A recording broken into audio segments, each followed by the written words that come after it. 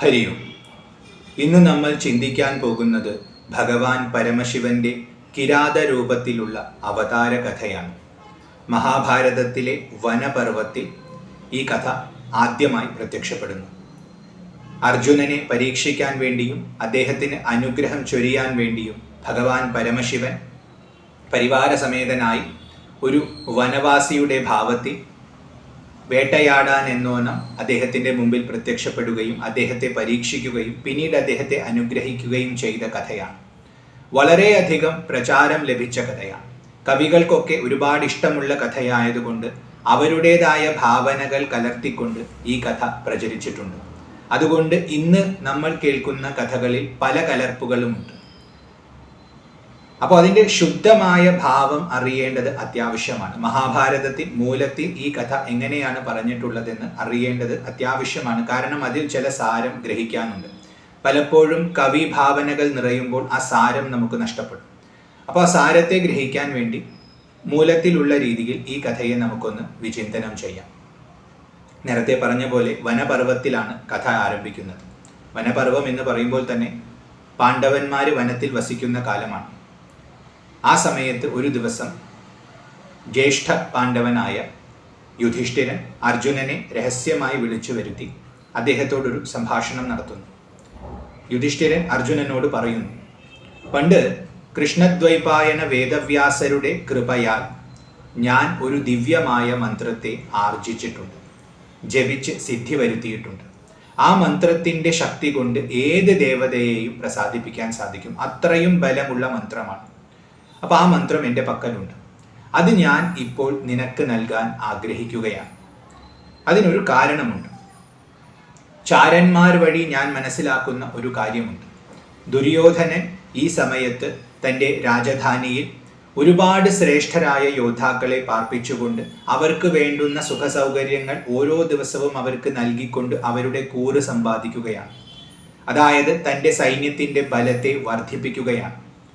ഈ ഒരു പ്രവൃത്തിയിൽ നിന്ന് തന്നെ ഒരു കാര്യം നമുക്ക് ഉറപ്പിക്കാം: ദുര്യോധനൻ യുദ്ധത്തിനൊരുങ്ങുകയാണ്. അതായത് നമ്മൾ ആഗ്രഹിച്ചാലും ആഗ്രഹിച്ചില്ലെങ്കിലും യുദ്ധം ഭാവിയിൽ സംഭവിക്കും. അത് സംഭവിക്കുന്ന സമയത്ത് അവിടെ ജയം നമുക്കുണ്ടാകണം. കാരണം ധർമ്മം നമ്മുടെ പക്ഷത്താണ്. അപ്പോൾ ആ ജയം നേടാനുള്ള ശക്തി നമ്മളും ആർജിക്കേണ്ടതുണ്ട്. ദുര്യോധനനെ പ്രതിരോധിക്കാനും അവനെ തക്ക സമയത്ത് വധിക്കാനുമുള്ള സാമർഥ്യം നമ്മളും ആർജിക്കേണ്ടതാണ്.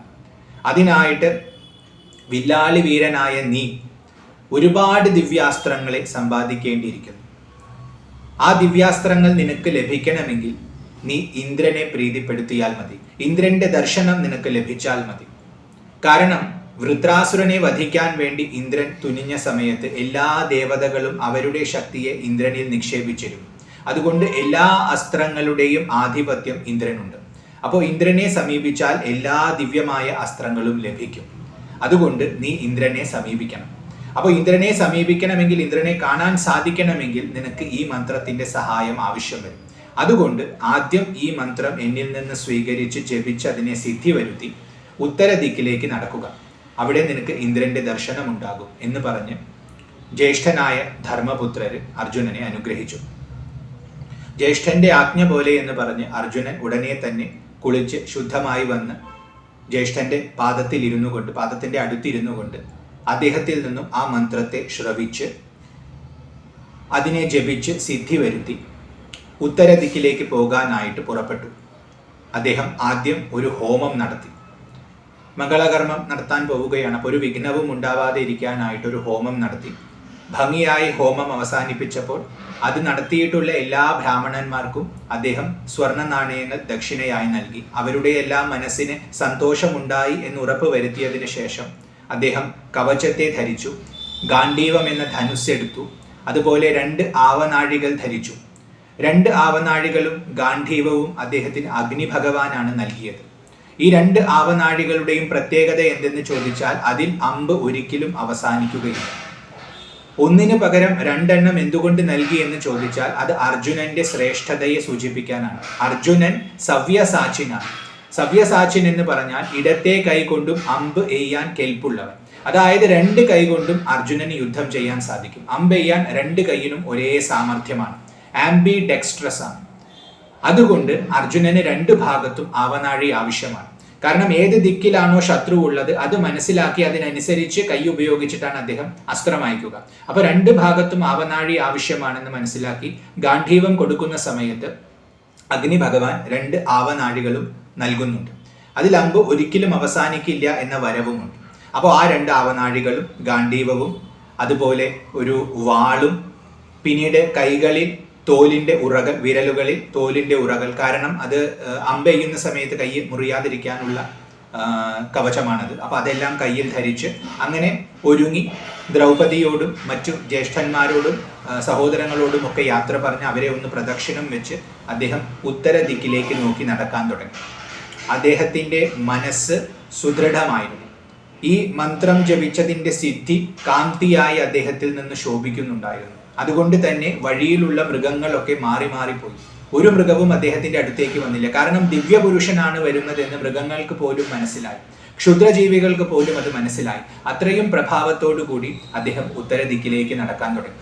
അദ്ദേഹത്തിന്റെ മനസ്സങ്കല്പം സുദൃഢമായതുകൊണ്ട് അദ്ദേഹത്തിന്റെ നടത്തത്തിന് ആ മനസ്സിന്റെ സങ്കല്പത്തിന്റെ വേഗത വന്നു.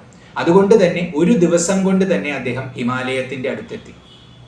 അവിടെ എത്തി ഗന്ധമാദന പർവ്വതം താണ്ടി അദ്ദേഹം വീണ്ടും നടന്ന് അങ്ങനെ കുറേ ദൂരം ചെന്നപ്പോൾ ഇന്ദ്രകീലം എന്ന് പ്രസിദ്ധമായ പർവ്വതത്തിലെത്തി. വളരെ സുന്ദരമായ പർവ്വതമാണ്. അവിടെ എത്തിയിട്ടും അദ്ദേഹത്തിന് ലക്ഷ്യം ഇന്ദ്രന്റെ ദർശനമാണെന്നുള്ളത് കൊണ്ട് ശ്രദ്ധിക്കാതെ അദ്ദേഹം മുന്നോട്ട് പോയിക്കൊണ്ടിരിക്കുകയാണ്. അങ്ങനെ പോകുന്ന സമയത്ത് അദ്ദേഹത്തിനൊരു ശബ്ദം കേൾക്കുന്നു. നിൽക്കൂ നിൽക്കൂ എന്ന് പറഞ്ഞ ഒരു ശബ്ദം. അപ്പോ ദുര്യോധനൻ തുടങ്ങിയിട്ടുള്ള ദുഷ്ടന്മാരുടെ വധം നടത്തണം, അവരെ ജയിക്കണം എന്ന വ്യക്തമായ ലക്ഷ്യമുള്ള മനസ്സോടുകൂടി നടക്കുന്നത് കൊണ്ട് അദ്ദേഹം തനിക്ക് ചുറ്റുമുള്ള സൗന്ദര്യം പോലും ആസ്വദിക്കുന്നില്ല. അത്രയും ഏകാഗ്രചിത്തനായിട്ടാണ് പോകുന്നത്. അപ്പൊ ശബ്ദം വന്നപ്പോഴാണ് പെട്ടെന്ന് അദ്ദേഹത്തിന് ബോധോദയം ഉണ്ടാകുന്നത്. അദ്ദേഹം താൻ എവിടെയാണെന്നൊക്കെ ഒന്ന് നോക്കുന്നു. അങ്ങനെ ചുറ്റുവട്ടത്തും നോക്കുന്ന സമയത്ത് അടുത്തൊരു വൃക്ഷത്തിന്റെ ചുവട്ടിൽ അദ്ദേഹം ഒരു താപസനെ കാണുന്നു. പിങ്കള വർണ്ണത്തോടുകൂടി ജട ധരിച്ചിരിക്കുന്ന ഒരു താപസനാണ്. ആ താപസൻ അദ്ദേഹത്തിന് അർജുനനെ നോക്കി പറഞ്ഞു, എങ്ങോട്ടാണ് അങ്ങ് ഇത്ര ധൃതി പിടിച്ചു പോകുന്നത്? അങ്ങയുടെ കയ്യിൽ നോക്കുമ്പോൾ അസ്ത്രങ്ങളൊക്കെ ഉണ്ട്. എന്തിനാണ് ഇതൊക്കെ ധരിച്ച് അങ്ങ് ഇങ്ങോട്ട് വന്നിരിക്കുന്നത്? ഇത് തപോഭൂമിയാണ്. ഇവിടെ താപസന്മാര് മാത്രമാണ് വസിക്കുന്നത്.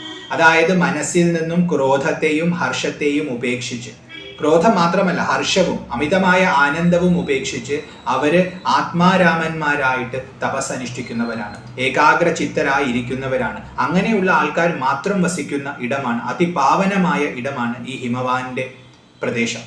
അതുകൊണ്ട് ഇവിടെ യുദ്ധമൊന്നും നടക്കാറില്ല. പിന്നെ എന്തിനാണ് അങ്ങ് ഈ ആയുധവും ധരിച്ച് ഇങ്ങോട്ട് വന്നിരിക്കുന്നത്? അതുകൊണ്ട് ആയുധമെല്ലാം ഉപേക്ഷിക്കുക എന്ന് പറഞ്ഞ ആ താപസൻ അർജുനനോട് നോക്കി. അർജുനൻ ഇതെല്ലാം കേട്ടു. പക്ഷെ അദ്ദേഹത്തിന്റെ മുഖത്ത് ഒരു ഭാവവ്യത്യാസവുമില്ല. ആയുധം ധരിക്കേണ്ടത് തൻ്റെ ധർമ്മമാണെന്നും അത് ഉപേക്ഷിക്കാൻ താൻ തയ്യാറല്ല എന്ന ഭാവത്തിലും വ്യക്തമായ ഒരു മുഖപ്രസാദം പ്രദർശിപ്പിച്ചുകൊണ്ട് അദ്ദേഹം ആ താപസനെ തന്നെ നോക്കി. അപ്പോൾ താപസന് വളരെയധികം സന്തോഷമായി. കാരണം ഇവന്റെ മനസ്സിന് ഉറപ്പുണ്ട് എന്ന് ബോധ്യപ്പെട്ടു. ആ സമയത്ത് ആ താപസൻ തൻ്റെ യഥാർത്ഥ രൂപത്തെ പ്രദർശിപ്പിച്ചു. എന്നിട്ട് പറഞ്ഞു, അല്ലയോ അർജുന, ഞാൻ ഇന്ദ്രനാകുന്നു. എൻ്റെ ദർശനത്തിന് വേണ്ടിയാണ് നീ ഈ ദിക്കിലേക്ക് വന്നിട്ടുള്ളത്. ഇതാ ഇപ്പോൾ എന്നെ കണ്ടിരിക്കുന്നു. ഇനി എന്നിൽ നിന്നും വരത്തെ നേടിയാലും ഉയർന്ന ലോകങ്ങളെ നീ പ്രാപിച്ചാലും എന്ന് ഇന്ദ്രൻ അർജുനനോട് പറയുന്നു. പക്ഷെ അർജുനൻ ഉടനെ തന്നെ അത് വിലക്കുന്നു. അല്ലയോ പ്രഭു, അങ്ങയുടെ ദർശനം ലഭിച്ചത് അതിയായ സന്തോഷമുള്ള കാര്യമാണ്. പക്ഷേ എനിക്ക് വ്യക്തമായ ലക്ഷ്യമുണ്ട്. അതെൻ്റെ സൽഗതിയല്ല, അതെൻ്റെ ജ്യേഷ്ഠന്മാരുടെ, പ്രത്യേകിച്ചും യുധിഷ്ഠിരൻ എന്നിൽ ഏൽപ്പിച്ചിട്ടുള്ള ദൗത്യത്തിന്റെ പൂർണ്ണതയാണ്. യുദ്ധം ജയിക്കേണ്ടവനാണ് ഞാൻ. യുദ്ധം ജയിക്കണമെങ്കിൽ എനിക്ക് ദിവ്യമായ അസ്ത്രങ്ങൾ സമ്പാദിക്കേണ്ടതുണ്ട് എന്ന് പറഞ്ഞ് ആ അസ്ത്രങ്ങൾ സമ്പാദിക്കാൻ വേണ്ടിയാണ് ജ്യേഷ്ഠൻ എന്നെ ഇങ്ങോട്ട് അയച്ചിട്ടുള്ളത്. അപ്പൊ അങ്ങയിൽ നിന്നും ആ അസ്ത്രങ്ങളെ പ്രതീക്ഷിച്ചിട്ടാണ് ഞാൻ വന്നിട്ടുള്ളത്. അതുകൊണ്ട് ആ അസ്ത്രങ്ങൾ എനിക്ക് നൽകിയാലുമെന്ന് ഇന്ദ്രനോട് അർജുനൻ അപേക്ഷിക്കുന്നു. ഇന്ദ്രന് വളരെയധികം സന്തോഷമാകുന്നു. കാരണം അവന്റെ ലക്ഷ്യം സുദൃഢമാണ്. അത് ഇളകുന്നുണ്ടോ എന്ന് നോക്കാൻ വേണ്ടിയാണ് ഊർധ്വലോകങ്ങളൊക്കെ ഇന്ദ്രൻ അവന് ഓഫർ ചെയ്തത്. പക്ഷെ അതൊന്നും വേണ്ട, എനിക്ക് വ്യക്തമായ ലക്ഷ്യമുണ്ട്. ഞാൻ അങ്ങയിൽ നിന്നും അസ്ത്രം സമ്പാദിച്ചുകൊണ്ട് ഭാവിയിൽ നടക്കാൻ പോകുന്ന യുദ്ധത്തിന് ഒരുങ്ങുകയാണ് എന്ന ഭാവമുണ്ടെന്ന് മനസ്സിലാക്കി ഇന്ദ്രൻ സ്നേഹത്തോടു കൂടി അർജുനനോട് പറഞ്ഞു, നീ ചോദിക്കുന്ന അസ്ത്രങ്ങളെല്ലാം നൽകാൻ ഞാൻ സന്നദ്ധനാണ്. പക്ഷെ ആ അസ്ത്രം ധരിക്കണമെങ്കിൽ നിനക്ക് ആദ്യം മഹാദേവ ദർശനം ഉണ്ടാകണം. ആ ഭഗവാൻ പരമശിവന്റെ ആ ദേവാധിദേവന്റെ കൃപ നിനക്കുണ്ടാകണം. അദ്ദേഹത്തിൻ്റെ പ്രസാദം ലഭിച്ചാൽ മാത്രമേ ദിവ്യാസ്ത്രങ്ങളെ ധരിക്കാനുള്ള കേൾപ്പ് നിനക്കുണ്ടാകൂ. അതുകൊണ്ട് നീ ആദ്യം അദ്ദേഹത്തെ ഉപാസിച്ച് അദ്ദേഹത്തിൽ നിന്നും നീ വരത്തെ സമ്പാദിക്കണം. അത് കഴിഞ്ഞാൽ നീ എൻ്റെ ലോകത്തിലേക്ക് വന്നാൽ ഞാൻ നിനക്ക് ദിവ്യാസ്ത്രങ്ങളെല്ലാം നൽകാം, പൂർണ്ണ സന്തോഷത്തോടു കൂടി നൽകാം എന്ന് പറഞ്ഞ് അനുഗ്രഹിച്ച് ഇന്ദ്രൻ അന്തർധാനം ചെയ്യും. അങ്ങനെ അന്തർധാനം ചെയ്തു കഴിയുമ്പോൾ അർജുനൻ ഉറപ്പിക്കുന്നു, ഇനി എന്തായാലും ഈ വനത്തിലൂടെ സഞ്ചരിച്ച് തപസ് ചെയ്യാൻ പറ്റുന്ന ഒരു സ്ഥലം കണ്ടെത്തി അവിടെ ഇരുന്ന് തപസ് അനുഷ്ഠിക്കാം, ശിവനെ ഉപാസിക്കുക. കാരണം അതായത് അച്ഛനാണല്ലോ ഇന്ദ്രന്റെ അംശമാണ് അർജുനൻ. അപ്പോൾ അദ്ദേഹത്തിൻ്റെ ആജ്ഞയെ ഒരു ഗുരുതുല്യമായ ഉപദേശമായി സ്വീകരിച്ച് അനുഷ്ഠിക്കാൻ തീരുമാനിച്ച് അദ്ദേഹം ആ പർവ്വതത്തിൻ്റെ താഴ്വരയിലുള്ള ഘോരമായ വനത്തിലേക്ക് പ്രവേശിച്ച് അത് കടക്കാൻ തുടങ്ങി. അപ്പോൾ തപസ്സിൻ്റെ തീവ്രത അർജുനന്റെ മനസ്സിൽ പിടിപ്പെട്ടു എന്ന് മനസ്സിലാക്കിയ സമയത്ത് ആകാശത്തിൽ നിന്നും പുഷ്പവൃഷ്ടി ഉണ്ടായി. ആ സമയത്ത് ശംഖനാദങ്ങൾ ദേവലോകത്തിൽ നിന്നും മുഴങ്ങാൻ തുടങ്ങി. പെരുമ്പറകൾ ആകാശത്തിൽ കൊട്ടൽ കേൾക്കാൻ തുടങ്ങി. അങ്ങനെ ദിവ്യമായ ശബ്ദങ്ങളാൽ മുഖരിതമായി ആ ഘോരവനത്തിലൂടെ, വളരെ ഭയാനകമായ, അതായത് സൂര്യപ്രകാശം പോലും നിലത്ത് സ്പർശിക്കാത്ത അന്ധകാരമുള്ള വനമാണ്. ആ വനത്തിലൂടെ യാതൊരു ഭയവുമില്ലാതെ അർജുനൻ നടന്നു നീങ്ങി. ക്രമേണ ആ വനത്തിന്റെ നിബിഡത കുറഞ്ഞു വന്നു. അങ്ങനെ അദ്ദേഹം ആ വനം ഒരു പർവ്വതത്തിന്റെ താഴ്വരയിൽ അവസാനിക്കുന്ന ഭാഗത്ത് ചെന്നെത്തി. അവിടെ അത്യാവശ്യം വെളിച്ചമൊക്കെ ഉണ്ട്, അത്യാവശ്യം ശാന്തമായ വനമാണ്, ഘോരതയൊക്കെ ഒന്ന് കുറഞ്ഞ ഭാഗമാണ്. അവിടെ നദികളുടെ സാന്നിധ്യമുണ്ട്, 2-3 നദികൾ ആ പരിസരത്തുണ്ട്. അപ്പോൾ ജലത്തിന്റെ ലഭ്യതയുണ്ട്, നല്ല സ്വച്ഛമായ സ്ഥലമാണ്, എന്തുകൊണ്ടും തപസ്സിന് അനുയോജ്യമായ സ്ഥലമാണ് എന്ന് അർജുനൻ മനസ്സിലാക്കി. അപ്പോൾ ഇവിടെ ഇനി തപസ് അനുഷ്ഠിക്കാം എന്ന് തീരുമാനിച്ച് അദ്ദേഹം തപസ് ആരംഭിക്കുകയാണ്. അദ്ദേഹത്തിൻ്റെ തപസ് മഹാഭാരതം വളരെ വ്യക്തമായി പറയുന്നുണ്ട്. എങ്ങനെയെന്ന് ചോദിച്ചാൽ, ആദ്യം അദ്ദേഹം ചെയ്തത് കുശപ്പുല്ലിൻ്റെയും മാൻതോലിൻ്റെയും വസ്ത്രം ധരിച്ചു. മുകളിൽ കുശപ്പുല്ല് കൊണ്ടൊന്നും അതുപോലെ താഴെ മാനിൻ്റെ തോലുകൊണ്ടും അദ്ദേഹം വസ്ത്രം ധരിച്ചു. തൻ്റെ ദിവ്യമായ വസ്ത്രങ്ങളൊക്കെ, അതായത് രാജകീയമായ ഭാവങ്ങളൊക്കെ ഉപേക്ഷിച്ചിട്ട് സാധാരണമായിട്ടുള്ള താപസന്റെ വേഷത്തെ ധരിച്ചു. അതുപോലെ ഒരു ദണ്ഡം കയ്യിൽ പിടിച്ചു, ഒരു വടി കയ്യിൽ പിടിച്ചു. കാരണം താപസന്മാരുടെ ലക്ഷണമാണ് ദണ്ഡം. അപ്പോൾ താപസനായി തന്നെ താൻ തപസ് അനുഷ്ഠിക്കാൻ പോവുകയാണെന്ന് പറഞ്ഞുകൊണ്ട് അദ്ദേഹം ഒരു ദണ്ഡത്തെ കയ്യിൽ പിടിച്ചു. അത് കഴിഞ്ഞ് ആദ്യത്തെ 1 മാസം അദ്ദേഹം ഫലാഹാരം ഭക്ഷിച്ചിട്ടാണ്, പക്ഷെ അത് 3 ദിവസം കൂടുമ്പോൾ മാത്രമേ ഫലത്തെ ആഹരിക്കൂ. അപ്പോൾ 3 ദിവസത്തേക്ക് ഒന്നും കഴിക്കില്ല, 3-ാമത്തെ ദിവസം കഴിക്കും, വീണ്ടും 3 ദിവസം, 3-ാമത്തെ ദിവസം കഴിക്കും. അങ്ങനെ 1 മാസം അദ്ദേഹം തപസ് അനുഷ്ഠിച്ചു. 1 മാസം കഴിഞ്ഞപ്പോൾ 2-ാമത്തെ മാസത്തിലേക്ക് പ്രവേശിച്ചു. ശിവദർശനം ഉണ്ടായിട്ടില്ല. അപ്പോൾ 2-ാമത്തെ മാസത്തിലേക്ക് പ്രവേശിച്ചപ്പോൾ അതിൻ്റെ ദൈർഘ്യം ഒന്ന് കൂട്ടി. 3 ദിവസം എന്നുള്ളത് 6 ദിവസമാക്കി. അപ്പോൾ 6 ദിവസം കഴിയുമ്പോൾ മാത്രം ഫലം ആഹരിക്കുക. അങ്ങനെ 2-ാമത്തെ മാസം കഴിച്ചു കൂട്ടി. ക്രമേണ 3-ാമത്തെ മാസം വന്നു. അപ്പോഴും ദർശനം കിട്ടിയിട്ടില്ല. അപ്പോൾ 3-ാമത്തെ മാസം ഒന്നും കൂടിയും ശ്രേഷ്ഠമാക്കാൻ വേണ്ടി 15 ദിവസം കൂടുമ്പോൾ ആഹരിക്കുക. അതായത് 1 മാസത്തിൽ 1 തവണ മാത്രം. അപ്പോൾ 15 ദിവസം കഴിഞ്ഞ് ആഹരിച്ചു, പിന്നെ ആ മാസാവസാനത്തിൽ അടുത്ത മാസത്തിലേക്ക് പ്രവേശിക്കുമ്പോഴേ ആഹരിക്കൂ എന്ന രീതിയിൽ 15 ദിവസം കൂടുമ്പോൾ ആഹരിക്കുന്ന രീതിയിൽ 3-ാമത്തെ മാസം കഴിച്ചുകൂട്ടി. എന്നിട്ടും അദ്ദേഹത്തിന് ശിവദർശനം ഉണ്ടായില്ല. അപ്പോൾ 4-ാമത്തെ മാസമായപ്പോൾ അദ്ദേഹം തീരുമാനിച്ചു, ഇനി ഭക്ഷണമില്ല, വായു മാത്രം ഭക്ഷിച്ചുകൊണ്ട് ഭഗവാനെ ഉപാസിക്കാം. അങ്ങനെ വായു മാത്രം ഭക്ഷിച്ചുകൊണ്ട് അദ്ദേഹം തൻ്റെ കാലിൻ്റെ പെരുവിരലിൽ നിന്നുകൊണ്ട്, ബോഡിയെ മുഴുവൻ ഉയർത്തി കാലിൻ്റെ പെരുവിരലിൽ ബാലൻസ് ചെയ്തുകൊണ്ട് കൈ രണ്ടും പൊക്കി കൂപ്പി ശിരസിൻ്റെ മുകളിൽ ഏറ്റവും നിവർത്തിക്കൊണ്ട് നിർത്തി അദ്ദേഹം ശിവനെ ആരാധിക്കാൻ തുടങ്ങി. ഘോരമായ തപസ്സാണ്. കാരണം രജോഗുണ സമ്പന്നനായ ക്ഷത്രിയനാണ് അർജുനൻ. ഒരു ബ്രാഹ്മണനാണ് തപസ് ചെയ്യുന്നതെങ്കിൽ അതിൽ വ്യത്യാസമുണ്ടാവും, കുറേയും കൂടി ശാന്തമായ രീതിയിലുള്ള ഭാവമായിരിക്കും. പക്ഷെ ക്ഷത്രിയൻ ആ ക്ഷാത്രവീര്യം ഉള്ളതുകൊണ്ട് അവൻ്റെ ഉപാസനകളിലും അത് കാണും. അപ്പൊ അവന്റെ തപസ് അതിഘോരമാണ്. അപ്പൊ ഇങ്ങനെ ഒറ്റക്കാലിൽ നിന്ന് കാലിന്റെ പെരുവിരലിൽ നിന്ന് ഉപാസിക്കണം എന്നൊന്നും ശിവനില്ല. ശിവന് മനസ്സിന്റെ ശുദ്ധിയാണ് പ്രധാനം. എന്നിരുന്നാലും അർജുനൻ തൻ്റെതായ ആ ക്ഷാത്രവീര്യം പ്രകടിപ്പിച്ചുകൊണ്ട് ഈ ഭാവത്തിൽ 4-ാമത്തെ മാസം ഒന്നും ഭക്ഷിക്കാതെ അദ്ദേഹം ഉപാസിക്കാൻ തുടങ്ങി. ഇപ്പൊ 4 മാസം ഇങ്ങനെ നടന്നുകൊണ്ടിരിക്കുകയാണ്. 4-ാമത്തെ മാസം സമാപിക്കാറായി. അദ്ദേഹത്തിന്റെ തപസ്സിന്റെ തേജസ് വർദ്ധിച്ചു വരികയാണ്.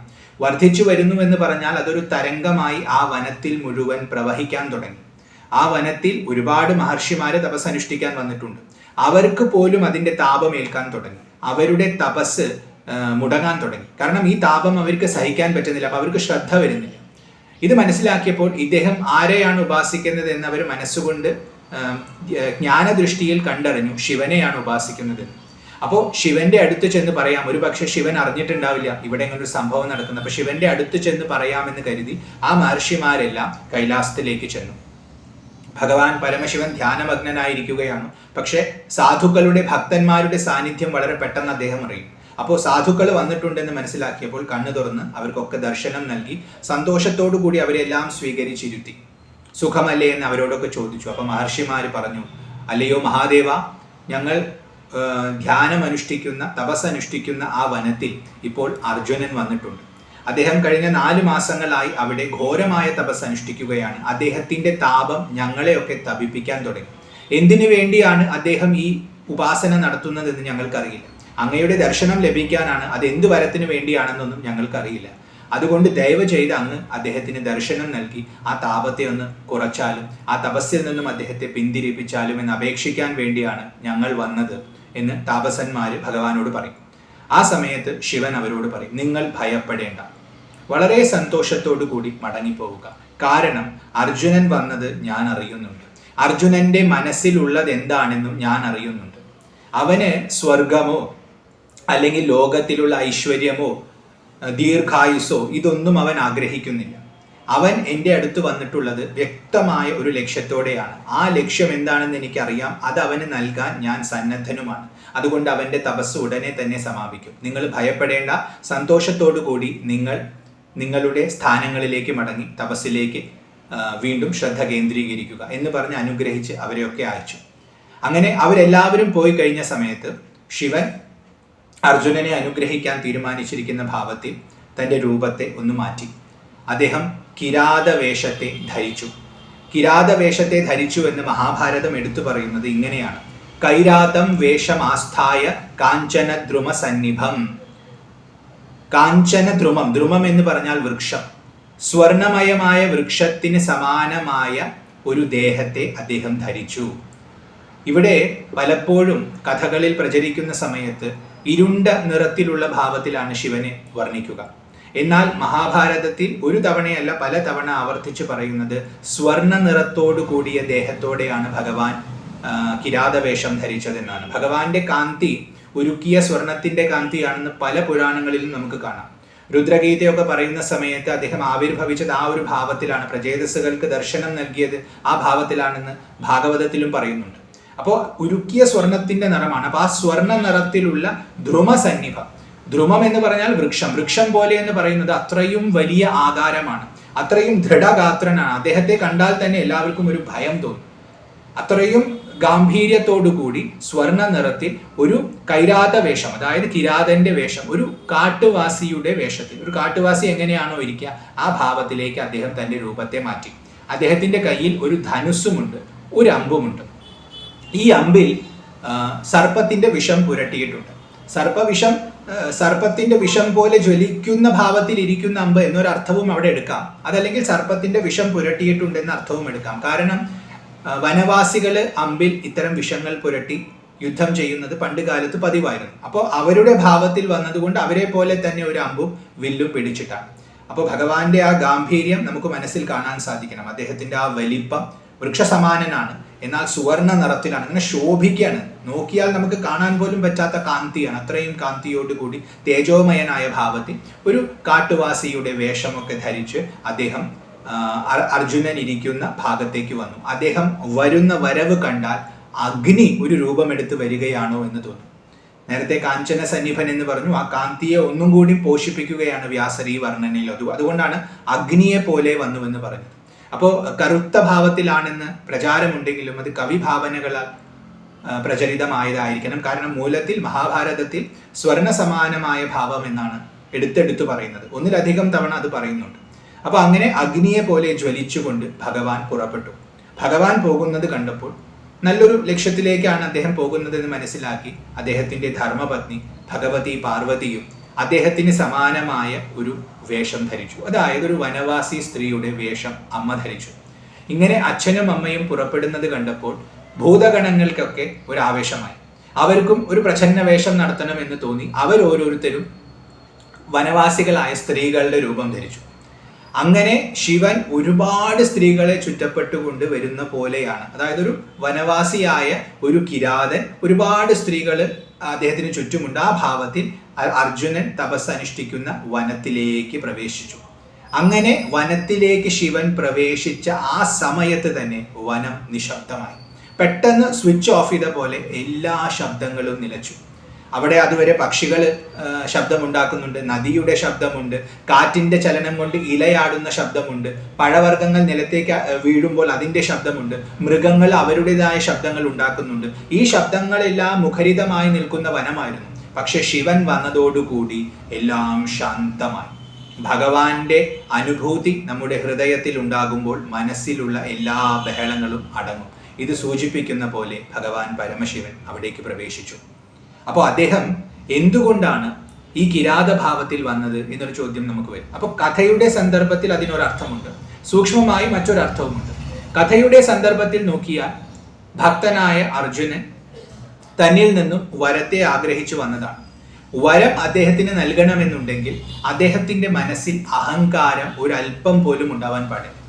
അഹങ്കാരം പൂർണ്ണമായി തുടച്ചു നീക്കി അദ്ദേഹത്തിൻ്റെ ചിത്തത്തെ പരിശുദ്ധമാക്കിയാൽ മാത്രമേ ശിവദർശനവും സാധിക്കൂ, ശിവനിൽ നിന്നുമുള്ള അസ്ത്രം നേടാനും അദ്ദേഹത്തിന് സാധിക്കും.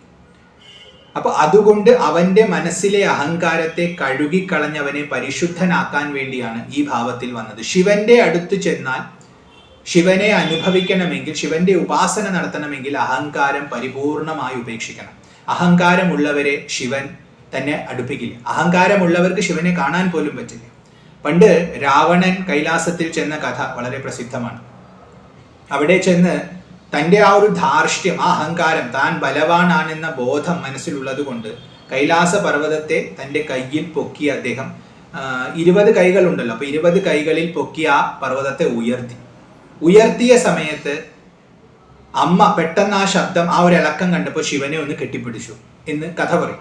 അപ്പൊ ശിവന് സന്തോഷമായി എന്ന് പറയും. ഇപ്പൊ ഇവിടെ സാക്ഷാത് പരാശക്തിയാണ് പാർവതി. പാർവതിക്ക് ഇപ്പോൾ ഒരു ഇതിന്റെ ഇളക്കമൊന്നും ഭയം ഉണ്ടാക്കില്ല. കാരണം ചലനസ്വരൂപയാണ്, പ്രപഞ്ചത്തെ മുഴുവൻ ചലിപ്പിക്കുന്നത് അമ്മയാണ്, ലോകത്തെ മുഴുവൻ ഭയപ്പെടുത്തുന്നതും ലോകത്തിന് അഭയം നൽകുന്നതും അമ്മയാണ്. അമ്മയ്ക്ക് ഭയമുണ്ടായി എന്നൊന്നും സങ്കല്പിക്കാൻ പറ്റില്ലെങ്കിലും കഥയിൽ പറയുന്നത് അമ്മ ഒന്ന് പെട്ടെന്ന് ഞെട്ടിയപ്പോൾ ശിവനെ പിടിച്ചു. ഒരു പക്ഷേ ശിവന്റെ സ്വഭാവം അറിയുന്നത് കൊണ്ട് ശിവനെ ശാന്തനാക്കാൻ വേണ്ടിയിട്ടായിരിക്കും പിടിച്ചിട്ടുണ്ടാവുക. കാരണം ശിവൻ ഇരിക്കുന്ന, തപസ്സിരിക്കുന്ന സ്ഥലത്തെയാണ് രാവണൻ ഇളക്കാൻ നോക്കുന്നത്. അപ്പൊ ആരാ ഏതാണെന്നൊന്നും ശിവൻ നോക്കില്ല. ഭഗവാന്റെ ഉള്ളിൽ നിന്നും ആ ക്രോധാഗ്നി ഉദിച്ചാൽ അവൻ ഭസ്മമായി പോകും.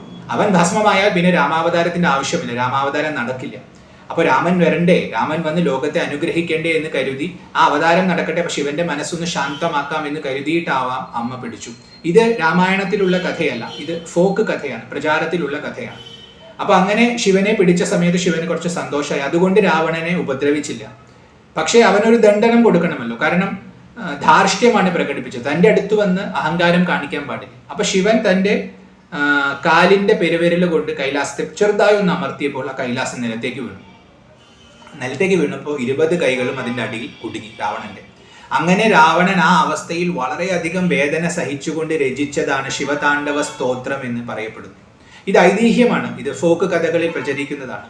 ശരിക്കും അങ്ങനെയാണോ രാവണൻ അത് രചിച്ചതെന്ന് അറിയില്ല. കാരണം ശിവതാണ്ഡവം രചിച്ചത് രാവണനാണെന്നുള്ളത് പൊതുവെ അംഗീകരിക്കപ്പെട്ട കാര്യമാണ്.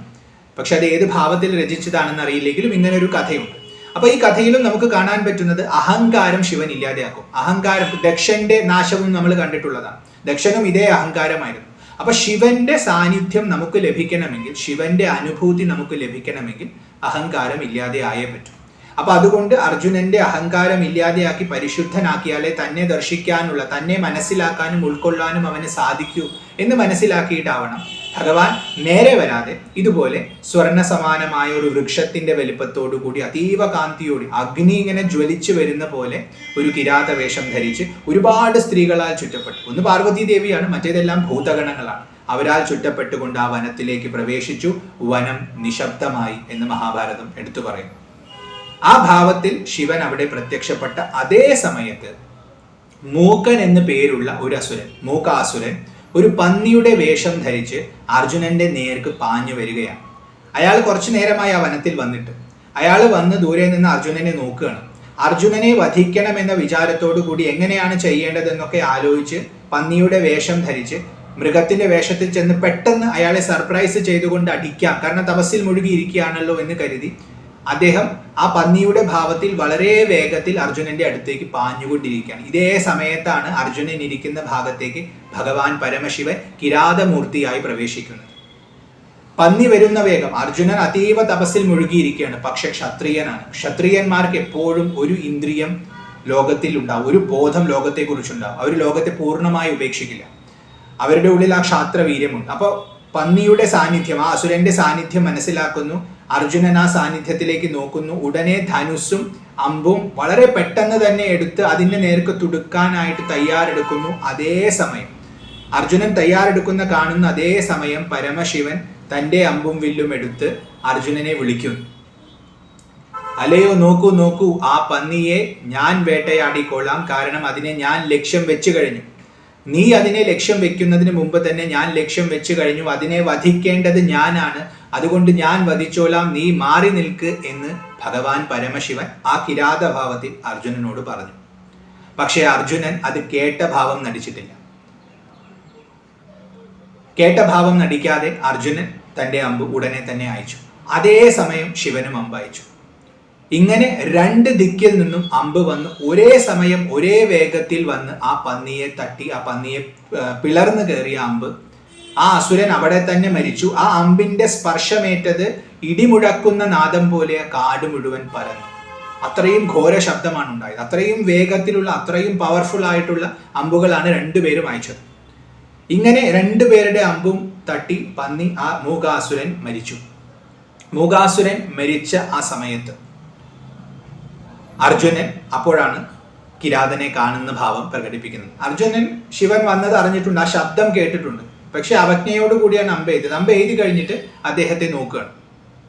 ഇനി നിന്റെ കാര്യം നോക്കാമെന്ന രീതിയിൽ ഭഗവാൻ പരമശിവനെ അദ്ദേഹം നോക്കുന്നു. അങ്ങനെ നോക്കിയിട്ട് അർജുനൻ അദ്ദേഹത്തോട് പറയുന്നത്, അവിടെ ശിവനെ കാണുന്നു എന്ന് പറയുന്ന സമയത്തും മഹാഭാരതം വീണ്ടും പറയുന്നുണ്ട്, പുരുഷം കാഞ്ചന പ്രഭം. കാഞ്ചന പ്രഭയോട് കൂടിയ പുരുഷനെ അർജുനൻ കണ്ടു എന്നാണ് പറയുന്നത്. വീണ്ടും സ്വർണ്ണ സമാനമായ വർണ്ണത്തോടു കൂടിയ വ്യക്തിയെ കണ്ടു. അപ്പോൾ കറുത്തിട്ടല്ല, ഈ ഭാവത്തിലാണ് ഭഗവാൻ പ്രത്യക്ഷപ്പെട്ടതെന്ന് മനസ്സിലാക്കണം. ആ ശിവനെ അർജുനൻ കണ്ടു. ശിവനാണെന്നൊന്നും മനസ്സിലായിട്ടില്ല, ഒരു വനവാസിയാണെന്നാണ് ധരിച്ചിരിക്കുന്നത്. ആ ഭാവത്തിൽ കണ്ടപ്പോൾ അദ്ദേഹത്തോട് ചോദിക്കുകയാണ്, എന്താണ് അങ്ങീ കാണിച്ചത്? ഇവൻ എൻ്റെ ഇരയാണ്, ഞാനാണ് ഇവനെ വധിക്കാൻ തീരുമാനിച്ചത്. ആ സമയത്ത് ഇടയിൽ കയറി വന്ന് നിങ്ങൾ ഇത് കാണിച്ചത് മൃഗയാധർമ്മത്തിന്, അതായത് വേട്ടയാടുന്ന ധർമ്മത്തിന് വിരുദ്ധമാണ്. നിങ്ങൾ അധർമ്മം പ്രവർത്തിച്ചിട്ടുണ്ട്. അധർമ്മം പ്രവർത്തിച്ചവരെ ദണ്ഡിക്കേണ്ടത് എൻ്റെ ധർമ്മമാണ്, കാരണം ഞാൻ ക്ഷത്രിയനാണ്. അതുകൊണ്ട് ഞാൻ ഇനി നിങ്ങളെ വധിക്കും എന്ന് വളരെ കോൺഫിഡൻസോട് കൂടി ശിവനോട്, ആ കിരാതമൂർത്തിയോട് അർജുനൻ പറയുന്നു. ശിവൻ ചിരിക്കുന്നു. ആ ചിരി പരമാനന്ദം നുകരുന്ന ചിരിയാണ്. പക്ഷെ അർജുനൻ അത് പരിഹാസമായിട്ടായിരിക്കും തോന്നിയിട്ടുണ്ടാവും. ശിവൻ ചിരിക്കുന്നത് തൻ്റെ പൂർണ്ണതയാലാണ്. തന്നെ ഇതൊന്നും ബാധിക്കുന്നില്ല എന്ന തലത്തിൽ നിൽക്കുന്ന മഹാപുരുഷനാണ്, ദേവാധിദേവനാണ്. അപ്പൊ അദ്ദേഹം ആദ്യം ഒന്ന് ചിരിച്ചു. ചിരിച്ചിട്ട് ആ ചിരി ഒന്ന് ശാന്തമായപ്പോൾ അർജുനനോട് പറഞ്ഞു, കുട്ടി, നീ എന്നെ പേടിക്കണ്ട. എന്നെ എങ്ങനെ കണ്ടതുകൊണ്ട്, കാരണം വൃക്ഷ സമാനമായ വലിപ്പത്തിൽ സ്വർണ്ണകാന്തിയോടുകൂടി അഗ്നിയെ പോലെ ഞാൻ വന്ന് നിന്ന് കണ്ടിട്ട് നീ പേടിക്കണ്ട. അവിടെ തന്നെ അർജുനന്റെ അഹങ്കാരത്തിനൊരു കൊട്ടു കൊടുക്കണം. കാരണം അർജുനൻ വളരെ കോൺഫിഡൻസോടെയാണ് ഞാൻ നിന്നെ വധിക്കും എന്നൊക്കെ പറയുന്നത്, ധർമ്മം നടത്തുമെന്നൊക്കെ. അപ്പൊ അതൊക്കെ നിന്റെ ഭയം കൊണ്ടാണ് നീ പറയുന്നത് കുട്ടി. എന്നെ കണ്ടിട്ട് നീ പേടിച്ചിട്ടാണ് അതൊക്കെ പറയുന്നത്, എനിക്ക് മനസ്സിലായി. പക്ഷെ നീ പേടിക്കണ്ട എന്ന് ശിവൻ വളരെ ലാഘവത്തോടു കൂടി അർജുനനോട്, അത് അർജുനനെ പ്രഹരിക്കുകയാണ്, വാക്കുകൊണ്ട് പ്രഹരിക്കുകയാണ്. അപ്പൊ നീ പേടിക്കണ്ട, ഞാൻ ഒരു സാധാരണ വനവാസിയാണ്, ഈ വനത്തിൽ വസിക്കുന്ന ആളാണ്. അതുകൊണ്ട് സത്യം പറഞ്ഞാൽ ഇവിടെ ഞാൻ എപ്പോഴും വന്നു പോകുന്ന സ്ഥലമാണ്. നീയാണ് ഇവിടെ പുതിയതായിട്ട് വന്നിട്ടുള്ളത്. അപ്പൊ നീ ഇവിടെ എന്തിനു വന്നു? കാരണം നീ വനവാസിയല്ല എന്ന് നിന്നെ കണ്ടാൽ അറിയാം. നിന്റെ ആ ഒരു ശൗര്യമൊക്കെ കണ്ടാൽ അറിയാം. നീ ഒരു ക്ഷത്രിയനാണ്, നീ വനവാസിയായിട്ട് ഇവിടെ അലയുന്ന ആളല്ല. അപ്പൊ നീ ഇവിടെ എന്തിനു വന്നു? അതും ഈ അസ്ത്രവും ശസ്ത്രവും ഒക്കെ പിടിച്ചിട്ട് നീ ഇവിടെ എന്തിനു വന്നു എന്ന് എനിക്ക് അറിയണമെന്ന് ചിരിച്ചുകൊണ്ട് ലാഘവത്തോടു കൂടി ശിവൻ അദ്ദേഹത്തോട്, ആ കിരാതഭാവത്തിലുള്ള സ്വർണ്ണ സമാന ദേഹത്തോടു കൂടിയ ഭഗവാൻ അർജുനനോട് പറഞ്ഞു. അപ്പൊ അർജുനന് ദേഷ്യം അങ്ങനെ വരുന്നുണ്ട്, കാരണം തന്നെ ഇൻസൾട്ട് ചെയ്യണം, അത് മനസ്സിലാകുന്നുണ്ട്. അപ്പൊ ഇൻസൾട്ട് ചെയ്യുകയാണെന്നുള്ളത് കൊണ്ട് വളരെ ക്രോധത്തോടു കൂടി അർജുനൻ മറുപടി പറഞ്ഞു, ഞാൻ ഗാന്ധീവവും അഗ്നി സമാനങ്ങളായ ബാണങ്ങളും ധരിച്ചിരിക്കുന്നവനാണ്. തൻ്റെ പേരല്ല പറയുന്നത് അവിടെ. ഗാന്ധീവം ധരിച്ചിരിക്കുന്ന പറഞ്ഞാൽ അർജുനനാണ്. കാരണം ഗാന്ധീവധാരി എന്ന് വിളിച്ചാൽ അത് അർജുനനാണ്. അർജുനന് മാത്രമുള്ള അത്രയും ദിവ്യമായ അസ്ത്രമാണത്. അപ്പോൾ തൻ്റെ മാഹാത്മ്യം കാണിക്കുക. പേര് ചോദിച്ചാൽ പേര് പറഞ്ഞാൽ മതി, ഞാൻ ഇന്ന ആളാണെന്ന് പറഞ്ഞാൽ മതി. അത് പറയാതെ ഇൻഡയറക്റ്റ് ആയിട്ട് പറയാണ്. അത് അർജുനന്റെ അഹങ്കാരത്തെ, ആ ഭാവത്തെ വ്യക്തമാക്കണം. അർജുനൻ പറയാൻ, ഞാൻ ഗാന്ധീവവും അഗ്നിസമാന ബാണങ്ങളും ധരിച്ച രണ്ടാമത്തെ കാർത്തികേയനെ പോലെ ഇവിടെ വസിക്കുന്നവനാണ്. കാർത്തികേയൻ ശിവന്റെ മകനാണ്, സ്കന്ദൻ ദേവസേനാധിപനാണ്. അപ്പൊ ദേവന്മാരുടെ സേനയെ നയിക്കാൻ കെൽപ്പുള്ള ആ കാർത്തികേയനെ പോലെ മർത്യരുടെ സേനയെ നയിക്കാൻ കെൽപ്പുള്ള സേനാധിപനാണ് ഞാൻ, അർജുനനാണ് ഞാൻ എന്ന് ധ്വനിക്കുകയാണ് ഇവിടെ. അർജുനന്റെ അഹങ്കാരമാണെങ്കിലും അതിൽ ഒരു രസം കൂടിയുണ്ട്. കാരണം ഞാനും ശിവന്റെ പുത്രനാണെന്ന ഭാവം അദ്ദേഹം പ്രകടമാക്കുകയാണ്. കാരണം കാർത്തികേയനെ പോലെ എന്നാണ് പറഞ്ഞത്. അപ്പൊ ആ മഹാദേവന്റെ പുത്രനാണ് താൻ എന്ന് ശിവനോടുള്ള ഭക്തിയും അതിൽ അടങ്ങിയിട്ടുണ്ട്. എന്നിരുന്നാലും കഥാസന്ദർഭം നോക്കുമ്പോൾ അവിടെ അർജുനന്റെ ധാർഷ്ട്യമാണ്. അപ്പൊ ഭഗവാന്റെ പ്രസാദമുള്ളത് കൊണ്ട് ഭഗവാന് നേർക്ക് പറയുന്ന ചീത്തവാക്ക് പോലും സ്തുതിയായി മാറുകയാണ്. അതാണ് ഭഗവാന്റെ അനുഗ്രഹം കിട്ടിയാലുള്ള ലക്ഷണമാണ്. അർജുനന്റെ വാക്ക് ശിവനെ പരിഹസിക്കാൻ വേണ്ടിയാണെങ്കിലും അതിലും ഒരു ഞാൻ ശിവന്റെ പുത്രസമാനനായ വ്യക്തിയാണെന്നൊരു ധ്വനി ആ കാർത്തികേയനെ പോലെ ഞാൻ ഇവിടെ വസിക്കുന്നു എന്ന പ്രയോഗത്തിലുണ്ട്, രണ്ടാമത്തെ കാർത്തികേയനെ പോലെ. അത് കഴിഞ്ഞ് അദ്ദേഹം പറയുന്നു, ഈ അസുരൻ, ഈ മൂകാസുരൻ ഇവിടെ വന്നിട്ടുള്ളത് നിനക്ക് വേണ്ടിയിട്ടല്ല, എനിക്ക് വേണ്ടിയിട്ടാണ്. എന്നെ വധിക്കാൻ വേണ്ടി വളരെ പ്ലാനോടുകൂടിയാണ് അവൻ വന്നത്. അത് ഞാൻ മനസ്സിലാക്കിയത് കൊണ്ടാണ് ഞാൻ അവനെ വധിച്ചത്. അതുകൊണ്ട് അവനെ വധിക്കേണ്ടത് ഞാൻ തന്നെയാണ്. ഇത് പറഞ്ഞ സമയത്ത് ശിവൻ വീണ്ടും ഇടപെടുന്നു. അല്ലയോ ഗാണ്ഡീവധാരിയായ യോദ്ധാവേ, അല്ലയോ അർജുന, നീയല്ല അവനെ വധിച്ചത്, ഞാനാണ്. എൻ്റെ അമ്പ് കൊണ്ടിട്ടാണ് അവൻ്റെ പ്രാണൻ പോയത്. അത് വ്യക്തമാണ്. കാരണം നിന്റെ അമ്പൊക്കെ ആ ഭാഗത്ത് എത്തുന്നതിന് മുമ്പേ എൻ്റെ അമ്പ് പിളർന്നു കഴിഞ്ഞു. അങ്ങനെയാണ് അവൻ്റെ പ്രാണൻ പോയത്. അത് കഴിഞ്ഞ് അർജുനനെ ഭഗവാൻ വിളിക്കുന്ന വാക്ക് മന്ദാത്മൻ എന്നാണ്. മന്ദാത്മൻ എന്ന് പറഞ്ഞാൽ ബുദ്ധിയില്ലാത്തവനെ എന്നാണ്. ബുദ്ധിപ്രകാശം ഇല്ലാത്തവൻ, മന്ദമായ പ്രകാശം, അതായത് ബുദ്ധി പ്രകാശം ഇല്ല അവന്, ബുദ്ധി ഇല്ലാത്ത മണ്ടനെ എന്നാണ് അർജുനനെ വിളിക്കുന്നത്. നോക്കൂ, ആ ഉള്ളിൽ അഹങ്കാരം ഇങ്ങനെ ജ്വലിച്ചു നിൽക്കുന്ന ആൾക്ക് വീണ്ടും വീണ്ടും വാക്കുകൊണ്ട് പ്രഹരം ഏൽപ്പിക്കുകയാണ്, അഹങ്കാരത്തിന് ക്ഷതമേൽപ്പിക്കുകയാണ്. അപ്പൊ അല്ലയോ മന്ദാത്മൻ, ഇവനെ വധിച്ചത് ഞാനാണ്. അഹങ്കാരിയായ നിന്റെ ദോഷം എന്നിൽ ചാർത്താൻ നോക്കണ്ട. അതായത് നീയാണ് ഞാൻ വേട്ടയാടാൻ വന്ന സമയത്ത് ഇടയിൽ കയറി വേട്ടയാടിയത്. ഇത് എൻ്റെ സ്ഥലമാണ്, ഇവിടെ ഞാനാണ് വസിക്കുന്നത്, ഇവിടുത്തെ രാജാവ് ഞാനാണ്. അതുകൊണ്ട് ഞാൻ വേട്ടയാടാൻ വന്ന സമയത്ത് എൻ്റെ മൃഗയാ വിനോദത്തിന് നീ വിരുദ്ധനായി നിന്നു. നീയാണ് ധർമ്മം തെറ്റിച്ചിട്ടുള്ളത്. പക്ഷെ ആ ദോഷത്തെ മറച്ചു വെക്കാനായിട്ട് നീ ആ ദോഷം എന്നിൽ ചാർത്തുകയാണ്. ഞാൻ നിന്റെ വേട്ടയാടലിനെ മുടക്കി എന്ന രീതിയിൽ നീ ചാർത്തുകയാണ്. അത് അതിശയമൊന്നുമില്ല, കാരണം നീ മന്ദബുദ്ധിയാണ്. അങ്ങനെയാണ് ഭഗവാൻ പറയുന്നത്. മന്ദാത്മൻ എന്നാണ് വിളിക്കുന്നത്. അതുകൊണ്ട് നീ ദോഷം ചെയ്തു എന്ന് മാത്രമല്ല, ആ ദോഷത്തെ മറച്ചു വെച്ചുകൊണ്ട് അത് എന്നിൽ ആരോപിക്കുകയും ചെയ്തതുകൊണ്ട് ഇനി നിന്നെ വധിക്കാതെ നിവൃത്തിയില്ല. അതുകൊണ്ട് നിന്റെ ജീവനെ ഞാൻ ഇനി ഉപേക്ഷിക്കില്ല. അപ്പൊ ജീവനെ ഉപേക്ഷിക്കില്ല എന്ന് പറഞ്ഞാൽ രണ്ടർത്ഥവും എടുക്കാം. നിന്നെ ഞാൻ വധിക്കാതെ വിടില്ല എന്ന അർത്ഥവും നിന്നെ ഞാൻ രക്ഷിച്ചു കൊള്ളാം എന്ന അർത്ഥവുമുണ്ട്. അപ്പൊ ശിവനാണല്ലോ പറയുന്നത്, അതുകൊണ്ട് നമുക്ക് ദ്വയാർത്ഥം അവിടെ തീർച്ചയായും സങ്കല്പിക്കാം. അങ്ങനെ പറഞ്ഞുകൊണ്ട് അപ്പൊ അവനുള്ള ആ ഉള്ളിലുള്ള ക്രോധത്തെ മുഴുവൻ ജ്വലിപ്പിച്ച് അവന്റെ ക്രോധം പൂർണ്ണതയിലെത്തി എന്ന് ബോധ്യപ്പെട്ടപ്പോൾ പരമശിവൻ പറയണം, വാ നമുക്ക് യുദ്ധം ചെയ്യാം. അതൊരു വെല്ലുവിളിയാണ്. ഏതൊരു ക്ഷത്രിയനും ആ വെല്ലുവിളി കേട്ടാൽ പിന്നെ അടങ്ങിയിരിക്കാൻ പറ്റില്ല, പിന്നെ യുദ്ധം ചെയ്തേ പറ്റൂ. പണ്ട് സുഗ്രീവൻ ചെന്ന് ബാലിയെ വിളിക്കുമ്പോൾ ബാലി ഇറങ്ങി വരുന്നത് അതുകൊണ്ടാണ്. കാരണം വിളി കേട്ടാൽ പിന്നെ ആ ക്ഷത്രിയൻ അടങ്ങിയിരിക്കാൻ പറ്റില്ല. അപ്പൊ യുദ്ധത്തിനായിട്ട് അർജുനൻ തയ്യാറാവുകയാണ്. ക്രോധത്തോടു കൂടി അവൻ ചാടി എണീറ്റുകൊണ്ട് ഭഗവാന്റെ നേർക്ക് വളരെ പെട്ടെന്ന് തന്നെ അമ്പ് ചെയ്യാൻ തുടങ്ങി. പിന്നെ തർക്കമൊന്നുമില്ല, വാക്പ്രയോഗങ്ങളൊന്നുമില്ല. പിന്നെ ഇനി യുദ്ധം എന്ന് പറഞ്ഞാൽ യുദ്ധം തന്നെയാണെന്ന് പറഞ്ഞുകൊണ്ട് വളരെ ക്രോധത്തോടു കൂടി അമ്പ് ചെയ്യാൻ തുടങ്ങി. രണ്ടാവുന്ന അഴിയുന്നു, ആദ്യം ഇവിടുന്ന് അഴിയും പിന്നെ അവിടുന്ന് അഴിയും. അങ്ങനെ വളരെ വേഗത്തിൽ അമ്പ് ചെയ്യാണ്. അമ്പ് എയ്യുന്നുണ്ടെങ്കിലും അർജുനൻ കാണുന്നത് എന്താണ്? ശിവന്റെ നേർക്ക് അമ്പ് പോകുന്നുണ്ട്, ശിവനിൽ സ്പർശിച്ചുകൊണ്ട് അത് അപ്രത്യക്ഷമാകുന്നു. അമ്പ് എങ്ങോട്ട് പോയെന്ന് മനസ്സിലാവുന്നില്ല. ശിവന് ഒരു അല്പം പോലും പോരലേൽക്കുന്നില്ല. മഹാഭാരതം ഇത് എടുത്തു പറയുന്നുണ്ട്. ശിവന് ഒന്നും പറ്റുന്നില്ല. അമ്പ് വളരെ വേഗത്തിൽ ചെല്ലുന്നു, ശിവന്റെ ദേഹത്ത് സ്പർശിച്ചത് അപ്രത്യക്ഷമാകുന്നു. അർജുനൻ ഇത് കാണുന്നുണ്ടെങ്കിലും അർജുനന് വേറെ ഒന്നും ചെയ്യാൻ പറ്റില്ല. അമ്പ് അയച്ചുകൊണ്ട് തന്നെ ഇരിക്കണം. അപ്പൊ വീണ്ടും അമ്പ് അയച്ചുകൊണ്ടിരിക്കണം. അപ്പൊ ഈ ഒരു നിസ്സഹായത ഭാവത്തിലാണ് അർജുനൻ നിൽക്കുന്നത്. ഇത് ശിവൻ കാണുന്നുണ്ട്. അപ്പൊ അർജുനൻ അമ്പ് ഇങ്ങനെ അയക്കുന്നുണ്ട്, ശിവന്റെ നേർക്ക് അതിങ്ങനെ വരുന്നുണ്ട്. വളരെ വേഗത്തിൽ വരുന്ന ഓരോ അമ്പും ശിവനിൽ വന്ന് അപ്രത്യക്ഷമാവുകയാണ്. ഇത് കാണുന്ന സമയത്ത് ശിവൻ വീണ്ടും പറയും, മന്ദ അയക്കേ, ഇനിയും അമ്പ് അയക്കേ എന്ന് പറഞ്ഞ് അർജുനനെ വീര് കൂട്ടുകയാണ്. മന്ദ മന്ദ എന്നാണ് വീണ്ടും വീണ്ടും വിളിക്കുന്നത്. കാരണം നിന്റെ ബുദ്ധിക്ക് പ്രകാശമില്ല. പ്രകാശം ഉണ്ടായിരുന്നുവെങ്കിൽ നീ കണ്ട മാത്രയിൽ തിരിച്ചറിയും ഞാൻ ആരാണ്. പക്ഷെ നീ അറിയുന്നില്ല. കാരണം അഹങ്കാരം നിന്റെ മനസ്സിനെ മൂടിയിരിക്കുക, നിന്റെ ബുദ്ധിയുടെ പ്രകാശത്തെ അത് മറച്ചിരിക്കുകയാണ്. അതുകൊണ്ട് നീ എന്നെ കാണുന്നില്ല. അപ്പോൾ അതുകൊണ്ടാണ് ഭഗവാൻ മന്ദ മന്ദ എന്ന് വിളിക്കുന്നത്. വാസ്തവത്തിൽ അർജുനൻ അവിടെ ഇരുന്നു എന്ന് ചിന്തിച്ചാൽ തന്നെ അദ്ദേഹത്തിന് ബോധോദയം ഉണ്ടാകും. പക്ഷെ ആ അഹങ്കാരം കൊണ്ട് അതൊന്നും ചിന്തിക്കാൻ അദ്ദേഹത്തിന് തോന്നുന്നില്ല. അപ്പൊ തന്നെ പരിഹസിക്കുകയാണെന്ന് മാത്രമാണ് അർജുനൻ അവിടെ കാണുന്നത്. അപ്പൊ മന്ദ ഇനിയും അമ്പ് അയക്കും, വീണ്ടും വീണ്ടും അയക്കുന്ന എൻകറേജ് ചെയ്യണം. കാരണം നിന്റെ അമ്പൊന്നും എനിക്കൊന്നുമല്ല, അതെന്നെ ഏൽക്കുന്നേ ഇല്ല, എനിക്കിതൊരു എന്റർടൈൻമെന്റ് പോലെയാണെന്നുള്ള ഭാവത്തിൽ ശിവൻ ചിരിച്ചുകൊണ്ട് അർജുനനെ വാശി കൂട്ടുകയാണ്. വാ അയക്ക് അയക്ക് അയക്കെന്ന് പറയും. അർജുനനാണെങ്കിൽ പാവം അയക്കാതെ വേറെ നിവൃത്തിയില്ല. കാരണം യുദ്ധത്തിന് പുറപ്പെട്ടു കഴിഞ്ഞു. അപ്പൊ ഏറ്റവും ശക്തിയുള്ള അമ്പുകളാണ് തന്റെ അമ്പ് ഏറ്റാൽ അത് ഏൽക്കാതിരിക്കുന്ന ഒരു സന്ദർഭം ഉണ്ടായിട്ടേ ഇല്ല. അത്രയും ശക്തിയുള്ള, അത്രയും സ്പഷ്ടമായ ഏയലാണ് അർജുനന്റെ.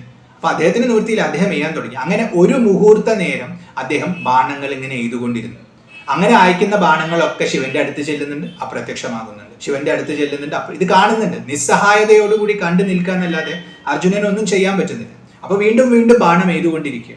അങ്ങനെ എയ്തുകൊണ്ടിരിക്കുന്ന സമയത്ത് അദ്ദേഹം ശിവനെ നോക്കുന്നു. അപ്പൊ ശിവനെ അദ്ദേഹം കണ്ട ഭാവം മഹാഭാരതത്തിൽ എടുത്തു പറയുന്നുണ്ട്. അക്ഷതേന ശരീരേന തസ്തൗ ഗിരിരിവാചല, ഒരു പർവ്വതത്തെ പോലെ അചലനായി കൊണ്ട് നിന്നു. എങ്ങനെ? അക്ഷതേന ശരീരേന, ക്ഷതമേൽക്കാത്ത ശരീരത്തോടു കൂടി ഒരു പർവ്വതാകാരനായി അദ്ദേഹം ഇളകാതെ നിന്നു. ക്ഷതമേൽക്കാത്ത ശരീരം, ഭഗവാന്റെ ദേഹത്തിൽ മുറിവുണ്ടായിട്ടില്ല.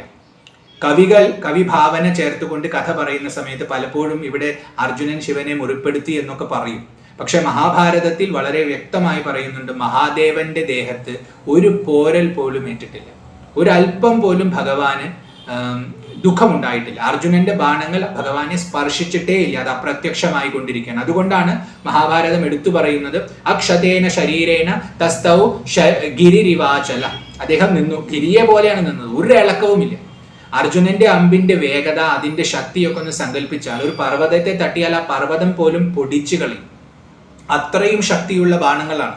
കാരണം ദിവ്യാസ്ത്രങ്ങളൊക്കെ അർജുനൻ ഒരുപാട് കഴിവുകളുണ്ട് അമ്പ് ഉപയോഗിക്കാനായിട്ട്, പല മന്ത്രങ്ങളും അർജുനൻ അറിയാം. അപ്പൊ അതൊക്കെ അയച്ചിട്ട് പോലും ഈ വ്യക്തിക്ക്, ഈ കിരാതമൂർത്തിക്ക് ഒരു ഇളക്കവുമില്ല. അദ്ദേഹം അനങ്ങാതെ നിൽക്കുകയാണ്. എന്നാൽ ദേഹത്തിലൊക്കെ നോക്കിയാലോ എവിടെയും മുറിവുമില്ല. അപ്പൊ ഈ അമ്പൊക്കെ എങ്ങോട്ട് പോയി എന്നറിയാതെ വിചിത്ര ഭാവത്തോടു കൂടി, ദയനീയമായ നോട്ടത്തോടു കൂടി അർജുനൻ ശിവൻ ഇങ്ങനെ നിൽക്കുന്നത്, ആ കിരാതമൂർത്തി ഇങ്ങനെ നിൽക്കുന്നത് അദ്ദേഹം കണ്ടു എന്നാണ് മഹാഭാരതം പറയുന്നത്. അങ്ങനെ അമ്പ അയച്ചുകൊണ്ടിരിക്കുകയാണ്, ഇദ്ദേഹത്തിന് മുറിവൊന്നും ഏൽക്കുന്നില്ല. ഇതൊക്കെ അർജുനൻ കാണുന്നുണ്ട്. നിസ്സഹായതയോടുകൂടി അർജുനൻ ചിന്തിക്കുകയാണ്, ഇതാരാ? ഇതിനി രുദ്രനായിരിക്കും, അതോ യക്ഷനായിരിക്കും, ദേവനോ അസുരനോ ആയിരിക്കും? കാരണം എൻ്റെ ബാണങ്ങളെ ഏൽക്കാതെ ഇരിക്കാനുള്ള ശക്തി ഈ പ്രപഞ്ചത്തിൽ രുദ്രന് മാത്രമേ ഉള്ളൂ.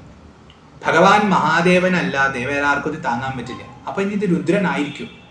പക്ഷെ ഉള്ളിൽ അഹങ്കാരമുണ്ട്. അപ്പൊ അത് രുദ്രനാണെന്ന് അംഗീകരിക്കും. കാരണം രുദ്രൻ തന്നോട് എതിർക്കാൻ വന്നു എന്നൊന്നും അർജുനൻ അംഗീകരിക്കാൻ പറ്റില്ല. താൻ അത്രയും ശ്രേഷ്ഠനായ ഭക്തനാണ്. അപ്പൊ തന്റെ നേർക്കൊന്നും ഈ രുദ്രൻ വരില്ല എന്നൊരു തോന്നലുള്ളിലുണ്ട്. അപ്പൊ അഹങ്കാരം വേരോടെ പിഴുതെടുക്കാനാണ് ഭഗവാൻ പരമശിവൻ ശ്രമിക്കുന്നത്. അപ്പോ ഈ വിചാരം വരുമ്പോൾ ഉടനെ പറയും, അല്ലല്ല, ഇവൻ മറ്റാരോ ആണ്, ഇവൻ രുദ്രനല്ല, യക്ഷനോ ദേവനോ അസുരനോ മറ്റാരോ ആണ്. അവര് എന്തൊക്കെയോ മായ ഉപയോഗിച്ചുകൊണ്ട് കളിക്കുകയാണ്. എന്തായാലും ശിവൻ അല്ലാത്തത് കൊണ്ട് ഇവരാരാണെങ്കിലും ഇവരെ ഞാൻ വധിച്ചിരിക്കും, എന്നാൽ ഇവർ വധിക്കപ്പെടും, അത് ഉറപ്പാണെന്ന് പറഞ്ഞ് അർജുനൻ വീണ്ടും തന്റെ കോൺഫിഡൻസ് ഊട്ടി ഉറപ്പിക്കാൻ നോക്കുകയാണ്. നമ്മുടെ ഉള്ളിൽ ഭയം വരുന്ന സമയത്താണ് നമ്മൾ ഇങ്ങനത്തെ പ്രവർത്തികൾ നടത്തുക. ഇപ്പോൾ മഹാഭാരത യുദ്ധം ആരംഭിക്കുന്ന സമയത്ത് ഭഗവത്ഗീതയുടെ തുടക്കത്തിൽ ദുര്യോധനൻ ചെന്ന് ദ്രോണരോട് പറയുന്നത് നമുക്ക് കാണാം. നമ്മുടെ സൈന്യം കേമമാണ്, അവരുടെ സൈന്യം ഒന്നുമല്ല എന്നൊക്കെ പറയുന്ന ഒരു ഭാവം നമുക്ക് കാണാം. അതെന്തുകൊണ്ടാണ്? കാരണം ദുര്യോധനന് ഭയമുണ്ട്. അപ്പോൾ ഉള്ളിൽ ഭയം വരുമ്പോൾ തന്നെത്താൻ ആശ്വസിക്കാൻ വേണ്ടിയാണ്. കാരണം ദ്രോണർക്ക് അറിയാം എത്ര ബലം ഇവിടെയുണ്ട്, എത്ര അവിടെയുണ്ട്, ആരൊക്കെയാണ് ഇവിടെ നിൽക്കുന്നത്, ആരൊക്കെയാണ് അവിടെ നിൽക്കുന്നത് എന്ന് ദ്രോണർക്ക് വളരെ വ്യക്തമായി അറിയാം. അപ്പൊ ദ്രോണാചാര്യരോട് പോയി ഇതൊന്നും പറയേണ്ട ഒരു ആവശ്യവുമില്ല. പ്രത്യേകിച്ച് ആ സമയത്ത് ഇത്രയും ദിവസം ഒരുക്കങ്ങൾ ഉണ്ടാകുമ്പോഴൊന്നും പറയാതെ അപ്പോൾ പറയേണ്ട ഒരു ആവശ്യവുമില്ല. പക്ഷെ ദുര്യോധനൻ പറയുകയാണ്, കാരണം അയാളുടെ മനസ്സ് അസ്വസ്ഥമാണ് ഭയത്താൽ. അപ്പൊ ദുര്യോധനന്റെ ഭയമാണ് വാക്കിലൂടെ പ്രവർത്തിക്കുന്നത്. അതേപോലെ ഇവിടെ അർജുനന്റെ ഉള്ളിലെ ഭയമാണ് അദ്ദേഹം തന്നെ ആശ്വസിപ്പിക്കാൻ നോക്കുന്ന രീതിയിൽ ഇങ്ങനെ ചിന്തിക്കുന്നത്. അപ്പൊ ഞാൻ ഇവരെ വധിച്ചിരിക്കും, കാരണം ഇവർ രുദ്രനൊന്നുമല്ല, വേറെ ഏതോ ഒരുത്തനാണ്, മായാവിയാണ്, ഞാൻ ഇവനെ വധിച്ചിരിക്കുമെന്ന് സ്വയം അദ്ദേഹം പറഞ്ഞ് ബോധിപ്പിക്കാൻ ശ്രമിക്കുകയാണ്. അങ്ങനെ അമ്പ എയ്തുകൊണ്ടിരിക്കുകയാണ്. അമ്പ എയ്ത് നിർത്തിട്ടില്ല. അമ്പ് എയ്തുകൊണ്ടിരിക്കുന്ന സമയത്താണ് ഇതൊക്കെ ചിന്തിക്കുന്നത്. അദ്ദേഹം അമ്പ് എയ്തുകൊണ്ടേയിരിക്കുന്നു. അമ്പ് ശിവന്റെ അടുത്തേക്ക് വളരെ വേഗത്തിൽ ചെല്ലുന്നുണ്ട്, അപ്രത്യക്ഷമാകുന്നുണ്ട്. ഇങ്ങനെ ഇരിക്കുന്ന സമയത്ത് അർജുനൻ തപ്പുമ്പോൾ പെട്ടെന്ന് അമ്പ് കാണാനില്ല. അടങ്ങാത്ത ആവനാഴികൾ 2 ഉണ്ട്. അപ്പോൾ അതിൽ അമ്പ് ഇങ്ങനെ വന്നുകൊണ്ടേയിരിക്കും. ഇപ്പൊ തപ്പുമ്പോൾ അമ്പ് കിട്ടുന്നില്ല. അമ്പ് കിട്ടുന്നില്ല എന്ന് കണ്ട സമയത്ത് അർജുനൻ തന്റെ പുറകിലേക്ക് നോക്കുമ്പോൾ 2 ആവനാഴികളും കാണാൻ അപ്രത്യക്ഷമായിരിക്കും. അപ്പൊ ഇതുവരെ അമ്പ് മാത്രമാണ് അവിടെ അപ്രത്യക്ഷമായത്. ഇപ്പോൾ ഇത് ആവനാഴികളും അപ്രത്യക്ഷമായിരിക്കുന്നു. രണ്ടുമില്ല, ബാണങ്ങളേ ഇല്ല. ഇനി എന്ത് ചെയ്യുമെന്ന് അർജുനൻ വിചാരിച്ചു. ഒരു നിവൃത്തിയില്ല. യുദ്ധം തുടങ്ങി കഴിഞ്ഞു, ഇനി പിന്മാറാൻ പറ്റില്ല. അപ്പൊ കയ്യിൽ ഇപ്പോൾ ഉള്ളത് ഗാന്ധീവമാണ്. അപ്പൊ ഈ ധനുസ് കൊണ്ട്, ഈ വില്ലുകൊണ്ട് ഇനി അദ്ദേഹത്തെ അടിക്കാമെന്ന് തീരുമാനിച്ച് ഈ വില്ലുകൊണ്ട് അദ്ദേഹത്തിന്റെ ശിരസിന്റെ നേർക്ക് അയച്ചിട്ട് ആ വില്ലിനെ ആ ഞാനോട് കൂടിയിട്ട് അദ്ദേഹത്തിന്റെ കഴുത്തിന്റെ പുറത്ത് ഇങ്ങനെ ചുറ്റിക്കഴിഞ്ഞാൽ പിടിച്ചു വലിക്കാൻ പറ്റും. അങ്ങനെ വലിച്ചിട്ട് അദ്ദേഹത്തെ പ്രഹരിക്കാമെന്ന് കരുതി ഈ വില്ലിനെ ഭഗവാന്റെ നേർക്ക് അദ്ദേഹം പ്രയോഗിച്ചു. ഭഗവാന്റെ ദേഹസ്പർശമേറ്റതോടുകൂടി വില്ല് അപ്രത്യക്ഷമായി. അർജുനന്റെ കയ്യിൽ വില്ലുമില്ല. പമ്പും പോയി, വില്ലും പോയി, ആവനാഴിയും പോയി. ഇനിയിപ്പോൾ എന്താ ചെയ്യാന്ന് പറഞ്ഞ് അർജുനൻ നോക്കുകയാണ്. ഉടനെ തന്നെ വാളെടുത്തു. കാരണം വാള് കൊണ്ടുവന്നിട്ടുണ്ട്. അപ്പൊ വാളെടുത്തിട്ട് വാള് കൊണ്ട് അടിക്കാമെന്ന് കരുതി ഓടിച്ചെന്ന് അദ്ദേഹത്തിന്റെ മസ്തകത്തിലേക്ക് പ്രയോഗിച്ചു. മസ്തകത്തിലേക്ക് സ്പർശിച്ചതോടുകൂടി ആ വാളും അപ്രത്യക്ഷമായി. വിഫലമായി ആ വാള്. അതിനൊരു ശക്തിയും ഇല്ലാത്ത പോലെ, എന്തോ ഒരു കാറ്റുകൊണ്ട് ഉണ്ടാക്കിയ വസ്തു പോലെ അത് അപ്രത്യക്ഷമായി പോയി. ശിവനിൽ ഒരു മാറ്റവും ഉണ്ടായിട്ടില്ല. ശിവനിൽ ഒരു മുറിവും ഉണ്ടാക്കാൻ അർജുനന് സാധിച്ചിട്ടില്ല. അങ്ങനത്തെ ഭാവം നിൽക്കുമ്പോഴേക്കും എല്ലാ അസ്ത്രങ്ങളും തീർന്നു. ഇപ്പൊ കൈ മാത്രമേ ഉള്ളൂ. പക്ഷെ ദേഷ്യം വർദ്ധിക്കാൻ തുടങ്ങി. കാരണം നമുക്കൊരു നിസ്സഹായത വരുമ്പോഴും ദേഷ്യം വരും. നല്ല ബലമുള്ള സമയത്തും ദേഷ്യം വരും. നിസ്സഹായത വർദ്ധിപ്പോൾ, കാരണം അഹങ്കാരത്തിന് നിസ്സഹായത സഹിക്കാൻ പറ്റില്ല. അതിന് താൻ കേമനാണെന്നുള്ള ഒരു വിചാരം ഉറച്ചിട്ടുണ്ട്. അപ്പൊ അത് എപ്പോഴും ആ കേമത്വത്തെ പ്രകടിപ്പിക്കാനാണ് ആഗ്രഹിക്കുന്നത്. ആ കേമത്തിന് കോട്ടം സംഭവിക്കുന്ന എന്ത് സന്ദർഭം ഉണ്ടായാലും അഹങ്കാരം ജ്വലിക്കും. ആ ജ്വാലയാണ് ക്രോധം. പലപ്പോഴും ക്രോധം ബലഹീനതയാണെന്ന് പറയുന്നത് അതുകൊണ്ടാണ്. അപ്പൊ ഇവിടെ അർജുനന് ക്രോധം വർദ്ധിച്ചു. കാരണം അവൻ ബലഹീനനാവുകയാണ്. ഈ ഒരു കിരാതന്റെ മുമ്പിൽ, ഇത് ആരാന്ന് പോലും അറിയില്ല, ഈ ഒരു സാധാരണക്കാരൻ, കാരണം വനവാസിയാണെന്ന് അദ്ദേഹം തന്നെ പറഞ്ഞു. അപ്പൊ വനത്തിൽ വസിക്കുന്ന ഒരുത്തനോടുകൂടി ഇത്രയും വലിയ യോദ്ധാവായ ഗാന്ധീവം സമ്പാദിച്ചിട്ടുള്ള അർജുനൻ പരാജയപ്പെടുകയാണല്ലോ. ആ നിസ്സഹായത അറിയുമ്പോൾ ഉണ്ടാകുന്ന ക്രോധം അദ്ദേഹത്തിൽ ജ്വലിച്ചു. അങ്ങനെ ജ്വലിച്ചുകൊണ്ട് അദ്ദേഹം മുഷ്ടി കൊണ്ട് പ്രഹരിക്കാൻ തുടങ്ങി.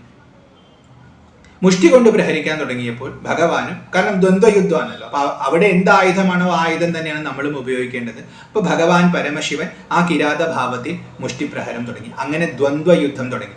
ഇപ്പൊ ഭഗവാൻ അർജുനൻ അടിക്കുന്ന ഓരോ അടിയെയും തടയും വളരെ ലാഘവത്തോടുകൂടി. അർജുനൻ അടിക്കുന്നത് വജ്രസമാനമായ ശക്തിയോടുകൂടിയാണ്. പക്ഷെ ഭഗവാൻ വളരെ ലാഘവത്വത്തോട് തടഞ്ഞ് അർജുനനെ തിരിച്ചടിക്കും. അങ്ങനെ അർജുനൻ അടി കൊടുക്കാനും പറ്റുന്നില്ല, ശിവനിൽ നിന്ന് അടി കിട്ടിക്കൊണ്ടിരിക്കുകയാണ്.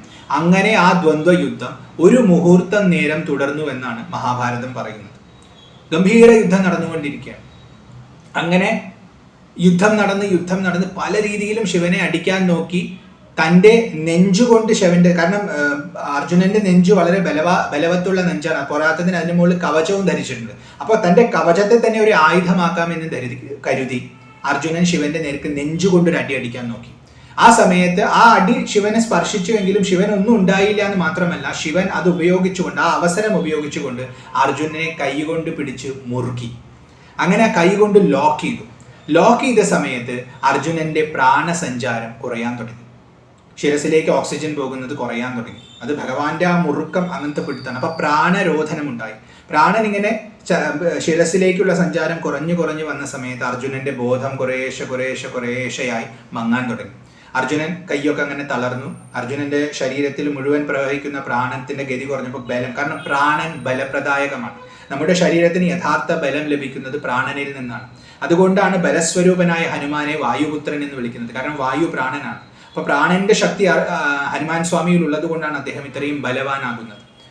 അപ്പൊ ഇവിടെ അർജുനന്റെ പ്രാണഗമനം കുറഞ്ഞു വരികയാണ്. ബോധം കുറഞ്ഞു വരികയാണ്. ബലം കുറഞ്ഞു വരികയാണ്. അങ്ങനെ ക്രമേണ തളർന്നിരിക്കുന്ന അർജുനനെ ഭഗവാൻ പരമശിവൻ പതുക്കെ നിലത്ത് കടത്തി. അങ്ങനെ ഇത്രയും വലിയ യോദ്ധാവായ അർജുനൻ അവിടെ നിലത്ത് ആ മണ്ണിൽ പൊടിയൊക്കെ പുരണ്ട് ദേഹമാസകലം രക്തമാണ്. കാരണം ശിവന്റെ അടി അത്രയും കണക്കിന് കൊണ്ടിട്ടുണ്ട്. അപ്പൊ പല ഭാഗത്തും അർജുനന് മുറിവേറ്റിട്ടുണ്ട്. ആ മുറിവൊക്കെ ഇങ്ങനെ അതിൽ നിന്നൊക്കെ രക്തം ഇങ്ങനെ വമിക്കുന്നുണ്ട്. ശിവനാണെങ്കിൽ ഒരു കോട്ടവും ഉണ്ടായിട്ടില്ല. വളരെ ലാഘവത്തോടു കൂടി അർജുനനെ അവിടെ കിടത്തി ഭഗവാൻ പരമശിവൻ ആ കിരാത ഭാവത്തിൽ തന്നെ കുറച്ച് അങ്ങോട്ട് മാറി നിന്നു. അർജുനൻ അങ്ങനെ ബോധം കെട്ട് കിടക്കുകയാണ്. ബോധം കെട്ട് കിടന്ന് കുറേ നേരം കഴിഞ്ഞപ്പോൾ അദ്ദേഹം ഉണർന്ന് പെട്ടെന്ന് നോക്കുമ്പോൾ ആദ്യം കാണുന്നത് തൻ്റെ ദേഹമാണ്. ദേഹത്തിൽ മുഴുവൻ രക്തം പുരണ്ട് കിടക്കുകയാണ്. അപ്പോൾ താൻ ഒരുപാട് അടി ഏറ്റ് കഴിഞ്ഞുവെന്ന് മനസ്സിലാക്കി. അങ്ങനെ നോക്കുന്ന സമയത്ത് ദൂരെ ആ കിരാതമൂർത്തി നിൽക്കുന്നുണ്ട്. അപ്പോൾ ഇനി ഇയാള് എതിർക്കാൻ പറ്റില്ല എന്ന നിസ്സഹായത പൂർണ്ണമായി അർജുനൻ അംഗീകരിച്ചു. അതുവരെയും അർജുനന് ധാർഷ്ട്യമുണ്ടായിരുന്നു. ഇപ്പൊ തൻ്റെ അവസ്ഥ, കാരണം ബലമൊക്കെ പോയി, ദേഹമൊക്കെ മുറിപ്പെട്ടിരിക്കുകയാണ്. ഈ ഒരു അവസ്ഥയിൽ ഈ ഒരു മൂർത്തി നിർത്തിയ ഇനി ഇതിനെ തനിക്ക് എതിർക്കാൻ പറ്റില്ല എന്ന് മനസ്സിലായി. അപ്പൊ ഇനി എന്ത് ചെയ്യണം? ഇനി ബലം ആർജിക്കണം, ഒരു ആശ്രയം വേണം. അതാരാ? ഭഗവാൻ പരമശിവൻ. അദ്ദേഹത്തെ ഉപാസിക്കാനാണ് വന്നത്. അദ്ദേഹത്തിന്റെ അനുഗ്രഹം ഉണ്ടെങ്കിൽ തീർച്ചയായും ഇവനെ നേരിടാമെന്ന ബോധം അർജുനന്റെ ഉള്ളിൽ ഉണർന്നു. ഉടനെ തന്നെ മണ്ണുകൊണ്ടൊരു വേദി ഉണ്ടാക്കി, ഒരു ഉയർന്ന പ്രദേശം മണ്ണുകൊണ്ടുണ്ടാക്കി. എന്നിട്ട് അതിൽ മണ്ണുകൊണ്ട് തന്നെ ഒരു ശിവലിംഗത്തെ ഉണ്ടാക്കി. വളരെ ഇതിങ്ങനെ ഉണ്ടാക്കുന്നതിന്റെ ഇടയ്ക്ക് അദ്ദേഹത്തിന്റെ നേർക്ക് നോക്കുന്നുണ്ട്. ആ സ്വർണ്ണകാന്തിയോടുകൂടി നിൽക്കുന്ന ഭഗവാൻ പരമശിവനെ, കിരാതമൂർത്തിയെ അർജുനൻ നോക്കുന്നുണ്ട്. അവിടെ നിന്ന് ഭഗവാൻ ചിരിക്കുകയാണ്. കാരണം യുദ്ധത്തിന് വന്നാൽ മാത്രമേ ഞാൻ യുദ്ധത്തിന് വരുമെന്ന ഭാവത്തിലാണ്. അപ്പൊ ഇടയ്ക്ക് അദ്ദേഹത്തെ നോക്കുന്നുണ്ട്. ഇവിടെ മണ്ണുകൊണ്ട് വേദി ഉണ്ടാക്കി ശിവലിംഗം ഉണ്ടാക്കുന്നുണ്ട്. വീണ്ടും അദ്ദേഹത്തിനെ നോക്കുന്നുണ്ട്. കാരണം പരിഹരിക്കാൻ വരുമോ എന്ന് അറിയില്ലല്ലോ. അപ്പൊ ചെറിയ ഭയമുണ്ട്, ഭക്തിയുമുണ്ട് ഇവിടെ ചെയ്യുന്ന പ്രവൃത്തിയിൽ. അങ്ങനെ ആ ശിവലിംഗം ഉണ്ടാക്കി തൊട്ടടുത്ത് നിന്നുള്ള പൂക്കളൊക്കെ പറിച്ചു കൊണ്ടുവന്ന് ഒരു ഹാരം ഉണ്ടാക്കി ആ ശിവലിംഗത്തിന്റെ ശിരസിൽ ആ ഹാരം, ആ പൂമാല കൊണ്ടുവന്ന് അർപ്പിച്ച് കണ്ണടച്ച് നമശിവായ നമശിവായ എന്ന് ചൊല്ലി അതിനെ പൂജിച്ച ശേഷം അർജുനൻ വീണ്ടും ഇയാൾ അറ്റാക്ക് ചെയ്യാൻ വരുന്നുണ്ടോ എന്ന ഭാവത്തിൽ നോക്കുന്ന സമയത്ത് ആ നിൽക്കുന്ന കിരാതമൂർത്തിയുടെ ശിരസിൽ താൻ ഇവിടെ വെച്ച മാല പ്രത്യക്ഷപ്പെട്ടത് കണ്ടു.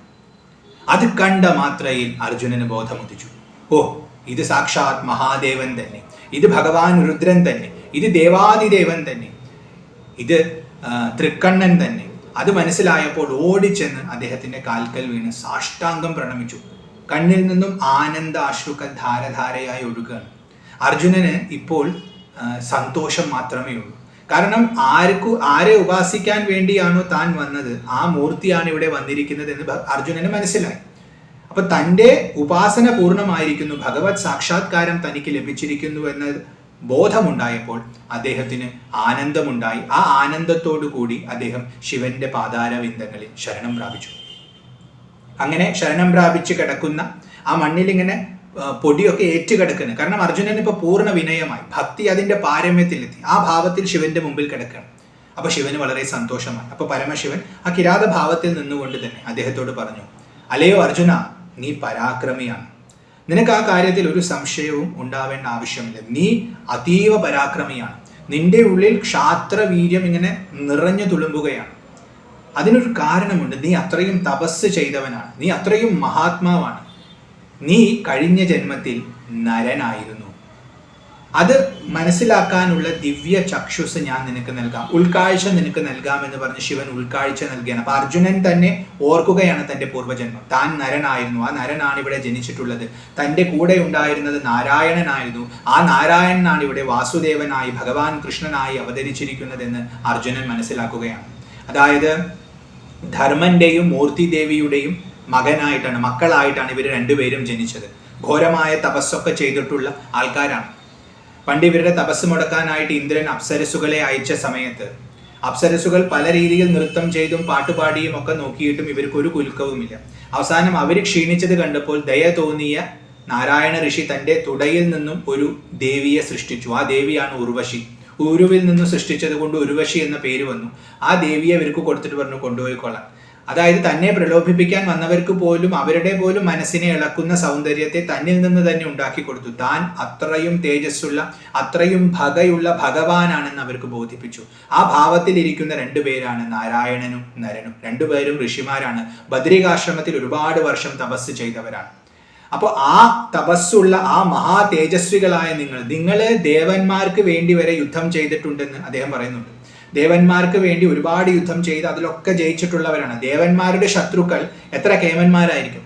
അപ്പൊ അത്രയും കേമന്മാരായ ആൾക്കാരെ പോലും തോൽപ്പിച്ചിട്ടുള്ള തപോബലമുള്ള അത്രയും ഉഗ്രമൂർത്തികളാണ് നിങ്ങൾ രണ്ടുപേരും.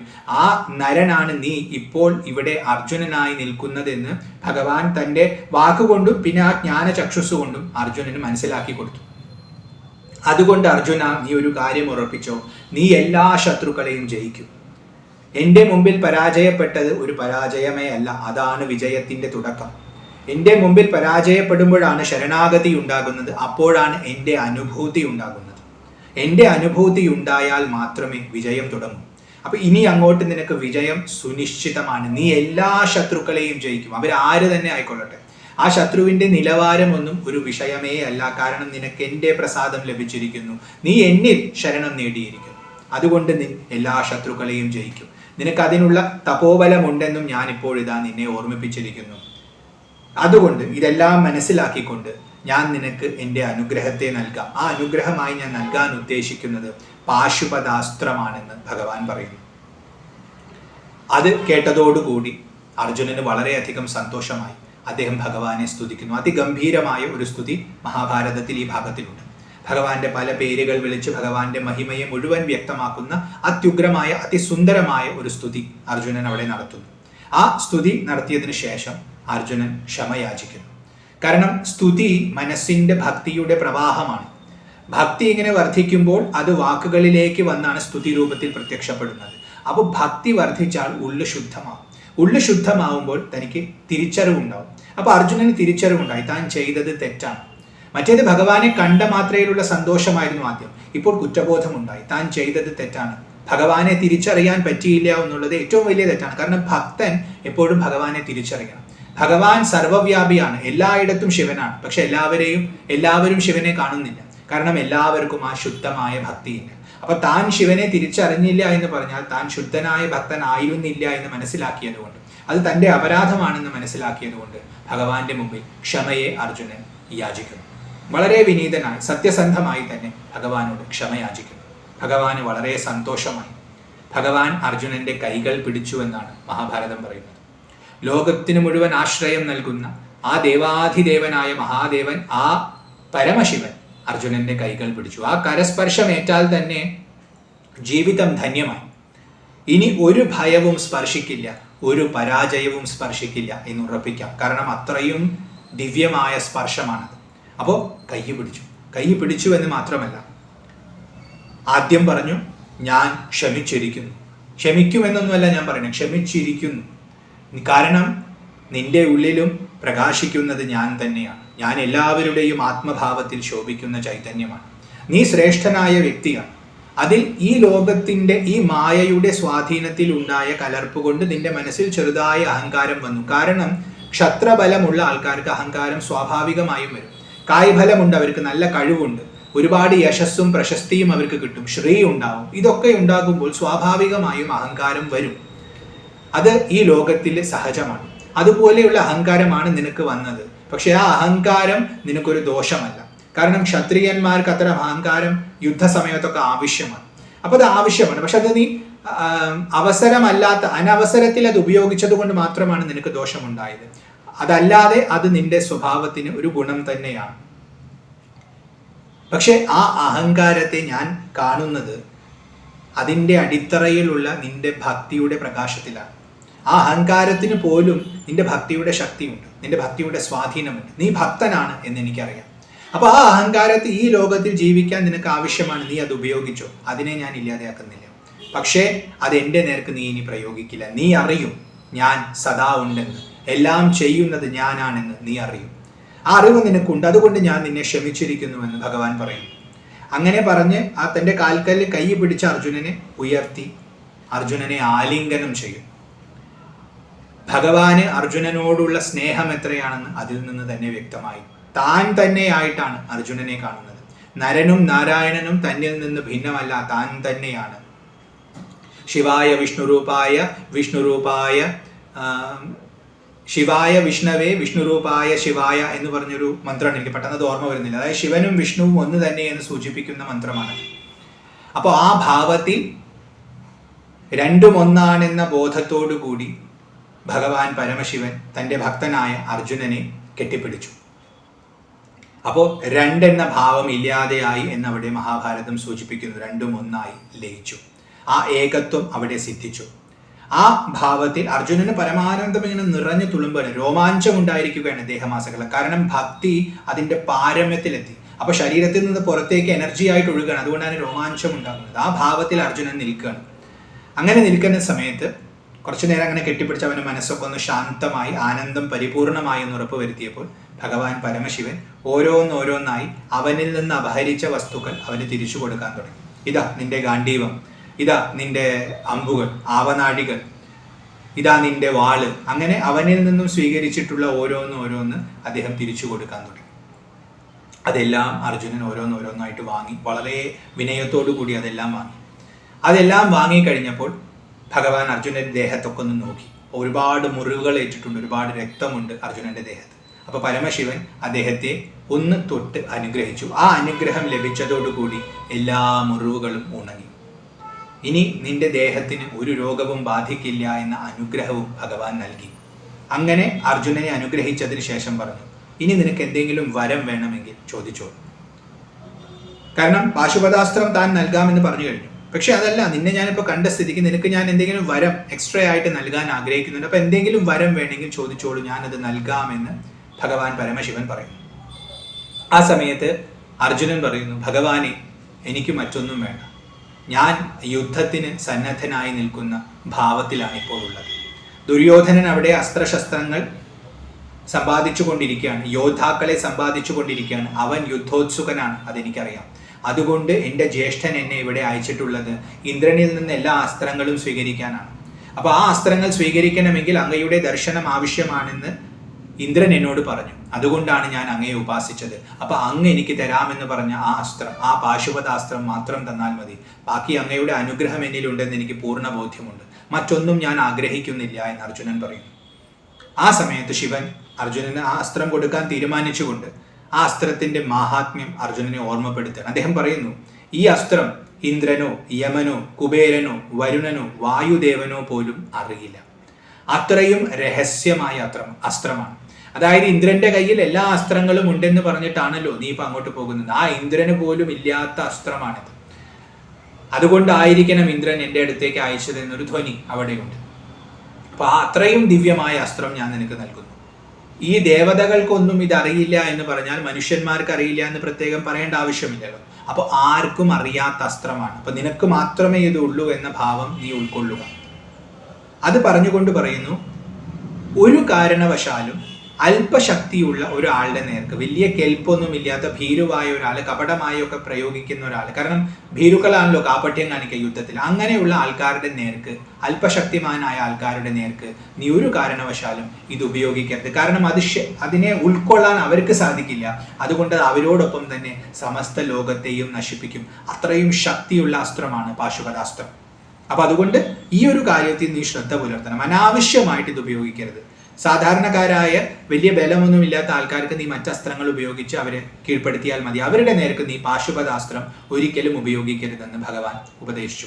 അത് കഴിഞ്ഞ് പറയാണ്, ഒരു കാര്യം ഞാൻ ഉറപ്പ് നൽകാം, ഈ അസ്ത്രത്തിൽ നിന്നും ആരും രക്ഷിക്കപ്പെടില്ല, ആരും രക്ഷപ്പെടില്ല. ഈ അസ്ത്രം നീ ആരുടെ നേർക്ക് തുടിച്ചാലും അയാൾ മരിച്ചിരിക്കും, വധിക്കപ്പെട്ടിരിക്കും, അതുറപ്പാണ്. അത്രയും ശക്തിയുള്ള അസ്ത്രമാണ് പാശുപതാസ്ത്രം. ഇനി ഈ അസ്ത്രം അയക്കാൻ നിനക്ക് പല വഴിയുണ്ട്. ഒരിക്കൽ നീ അസ്ത്രം സിദ്ധി നേടിക്കഴിഞ്ഞാൽ നിനക്ക് പല രീതിയിൽ അയക്കാൻ പറ്റും. മനസ്സുകൊണ്ടോ, നോട്ടം കൊണ്ടോ, വാക്കുകൊണ്ടോ, അമ്പ് കൊണ്ടോ നിനക്കിത് പ്രയോഗിക്കാം. അമ്പായിട്ട് മാത്രമല്ല അസ്ത്രം അയക്കാൻ പറ്റുന്നത്. മനസ്സിലെ സങ്കല്പം കൊണ്ട് തന്നെ നിനക്ക് ആ അസ്ത്രത്തെ പ്രയോഗിക്കാം. അതല്ലെങ്കിൽ വാക്കുച്ചരിച്ചുകൊണ്ട് നിനക്ക് പ്രയോഗിക്കാം. അതല്ലെങ്കിൽ ഒരു നോട്ടം കൊണ്ട്, ശത്രുവിൻ്റെ നേർക്ക് ഒരു ദൃഷ്ടി പതിഞ്ഞാൽ തന്നെ ആ രീതിയിൽ നിനക്ക് അസ്ത്രത്തെ പ്രയോഗിക്കാം. അതല്ലെങ്കിൽ അമ്പും വില്ലും പിടിച്ചുകൊണ്ട് തന്നെ ഈ അസ്ത്രത്തെ പ്രയോഗിക്കാം. ഇങ്ങനെ പല രീതിയിലും ഈ അസ്ത്രം പ്രയോഗിക്കാം. ഇത് വളരെ ശക്തിയുള്ള അസ്ത്രമാണ്. എന്നിരുന്നാലും അത് ധരിക്കാനുള്ള യോഗ്യത നിനക്കുണ്ടെന്ന് എനിക്ക് ബോധ്യപ്പെട്ടിട്ടുണ്ട്. അതുകൊണ്ട് ഞാൻ നിനക്ക് ഈ അസ്ത്രത്തെ നൽകാമെന്ന് ഭഗവാൻ അർജുനനോട് പറയുന്നു.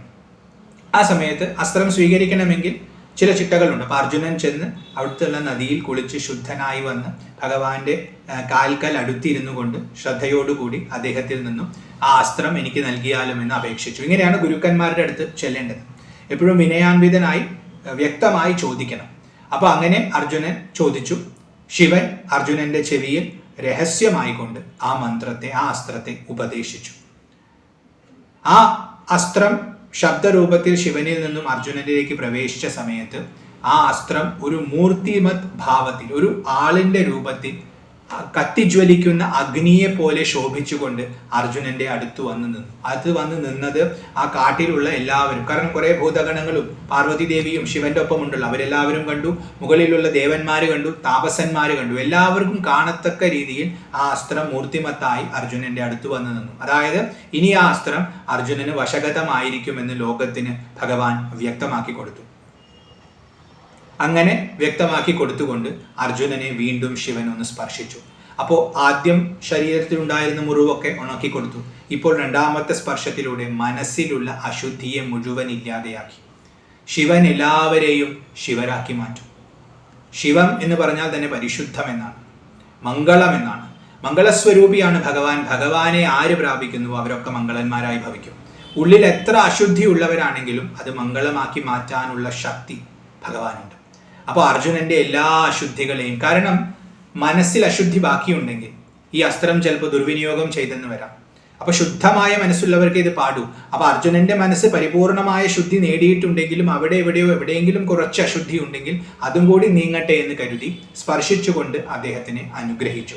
അങ്ങനെ അനുഗ്രഹിച്ച് അർജുനനെ ശിവനാക്കി മാറ്റി. അങ്ങനെ ശിവനാക്കി മാറ്റിയതിന് ശേഷം ഇനി നീ സ്വർഗത്തിലേക്ക് പോകണം.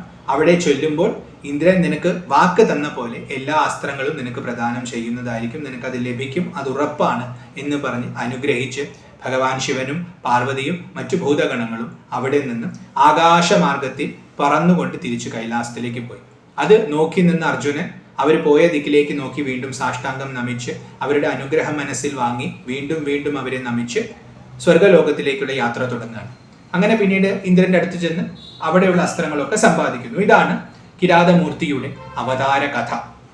മഹാഭാരത മൂലത്തിലുള്ള കഥയാണ് നമ്മൾ ഇന്ന് ചർച്ച ചെയ്തത്. അപ്പൊ ഈ കഥയിലുള്ള കാര്യങ്ങൾ, ഈ കഥയിൽ ചില തത്വങ്ങൾ അടങ്ങിയിട്ടുണ്ട്. അപ്പൊ ഈ കഥ ഇങ്ങനെ തന്നെ മനസ്സിലാക്കിയാലേ ആ തത്വം ഗ്രഹിക്കാൻ പറ്റൂ. അതല്ലാതെ കവിഭാവനയിൽ പിന്നീട് വിരിഞ്ഞിട്ടുള്ള പല വെർഷനുകളും കേട്ടാൽ ചിലപ്പോൾ ഈ തത്വം നമുക്ക് നഷ്ടപ്പെട്ടു എന്ന് വരാം. അതുകൊണ്ടാണ് ഇത്രയും പ്രചാരമുള്ള കഥയായതുകൊണ്ടാണ് മൂലത്തിലുള്ള കഥയെ വീണ്ടും എടുത്തു പറഞ്ഞത്. ഇങ്ങനെയാണ് മഹാഭാരതം ഈ കഥ പറയുന്നത്. ഇപ്പൊ ഇവിടെ ഇതിന്റെ താത്വികമായ വശം നമുക്ക് നോക്കിയാൽ അർജുനനെ നമുക്കൊരു സാധകനായിട്ട് കാണാം. സാധകനാണ് അർജുനൻ. യുധിഷ്ഠിരൻ ഗുരുവാണ്. അപ്പൊ ഗുരുവിന്റെ അടുത്ത് നിന്നും സാധകൻ ദീക്ഷ സ്വീകരിക്കുകയാണ്. എന്തിനു വേണ്ടിയാണ്? തൻ്റെ മനസ്സിൻ്റെ പൂർണ്ണതയെ നേടാൻ വേണ്ടി. തൻ്റെ മനസ്സിൻ്റെ അകത്ത് ഒരുപാട് ശക്തികളുണ്ട്. ആ ശക്തിയെയാണ് സിദ്ധി എന്ന് വിളിക്കുന്നത്. ആ സിദ്ധി മനസ്സിൽ ഇങ്ങനെ ഉറങ്ങിക്കിടക്കണം. എല്ലാവരുടെ ഉള്ളിലും ഉണ്ടത്, പക്ഷെ എല്ലാവരും അത് അറിയുന്നില്ല. അപ്പൊ ആ സിദ്ധിയെ പുറത്തേക്ക് പ്രകടമാക്കണമെങ്കിൽ സാധന ചെയ്യണം. ആ സാധനയ്ക്കുള്ള ഉപദേശമാണ് സാധകൻ ഗുരുവിൽ നിന്നും സ്വീകരിക്കുന്നത്, ശിഷ്യൻ ഗുരുവിൽ നിന്നും സ്വീകരിക്കുന്നത്. അപ്പൊ അങ്ങനെ അർജുനൻ യുധിഷ്ഠിരനിൽ നിന്നും ഉപദേശം സ്വീകരിക്കുന്നു. ആ മന്ത്രം, ആ ദിവ്യമായ പണ്ട് കൃഷ്ണദ്വൈപായന വേദവ്യാസർ കൊടുത്തു എന്ന് പറയുന്ന മന്ത്രം സ്വീകരിക്കുന്നു. അപ്പോൾ ശിഷ്യൻ ഉപദേശം സ്വീകരിച്ചു.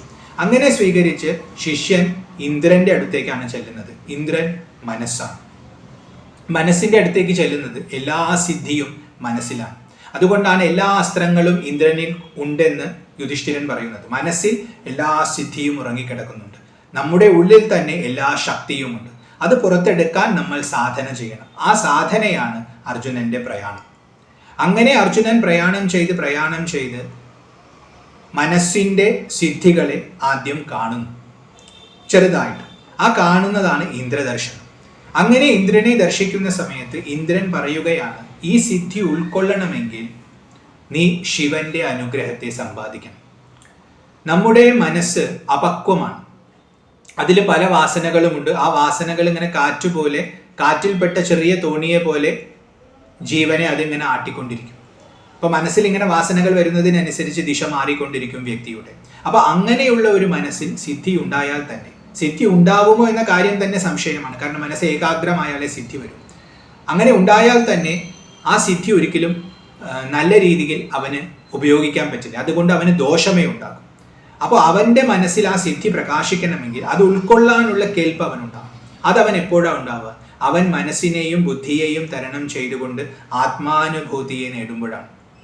അതല്ലാത്ത സിദ്ധികളൊക്കെ മനുഷ്യനെ സംസാരത്തിൽ തന്നെ കുടുക്കിക്കളയും. അതുകൊണ്ടാണ് സിദ്ധികളിൽ ശ്രദ്ധിക്കരുതെന്ന് ഗുരുക്കന്മാർ പറയുന്നത്. പലപ്പോഴും ആത്മസാധന നടത്തുന്നവര് സിദ്ധിക്ക് വേണ്ടിയാണ് ഇവിടേക്ക് വരിക.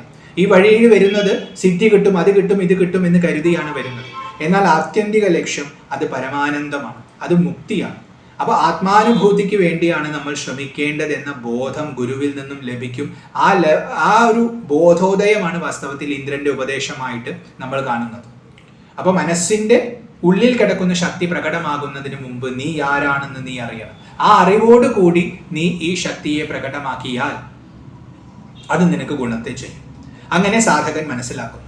അപ്പോൾ ഗുരുവിന്റെ ഉപദേശം കൊണ്ട് മനസ്സിൽ ശക്തിയുണ്ടെന്ന് ബോധ്യപ്പെട്ടു. ആ ശക്തിയെ നേടാനായിക്കൊണ്ട് അദ്ദേഹം ആത്മോപാസന, ആത്മാന്വേഷണം നടത്തുന്നു. അതാണ് ശിവന്റെ തപസ്, ശിവന്റെ ആരാധന. ശിവൻ ആത്മാവാണ്, എല്ലാവരുടെയും ഉള്ളിൽ ഞാൻ എന്ന ഭാവത്തിൽ ശോഭിക്കുന്നവനാണ്. അപ്പോൾ ആ ശുദ്ധമായ ആത്മചൈതന്യത്തെ സാധകൻ അന്വേഷിക്കാൻ തുടങ്ങുകയാണ്. തൻ്റെ ശ്രദ്ധയെ മുഴുവൻ അതിലേക്ക് കേന്ദ്രീകരിക്കുകയാണ്. ഇതിൻ്റെ ഒരു വെർഷനാണ് തപസ്.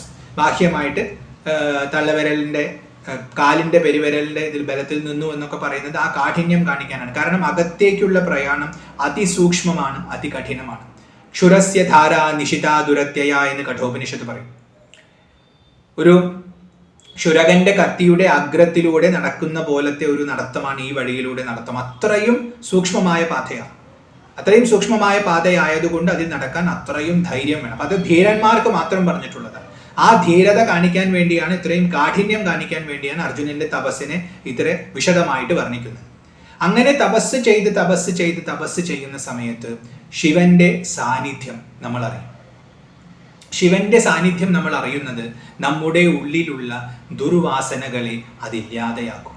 ആ വേട്ടയാടലിലൂടെയാണ് നമ്മൾ ശിവസാന്നിധ്യം അറിയുന്നത്. അതുകൊണ്ടാണ് കിരാതഭാവത്തിൽ ശിവൻ വന്നത്. ശിവൻ വന്നത് എന്തിനാ? ആദ്യം വന്ന് ചെയ്തത് എന്താ? മൂകൻ എന്ന അസുരനെ വധിച്ചതാണ്. മൂകൻ എന്ന് പറഞ്ഞാൽ തന്നെ മിണ്ടാത്തവൻ എന്നാണ്.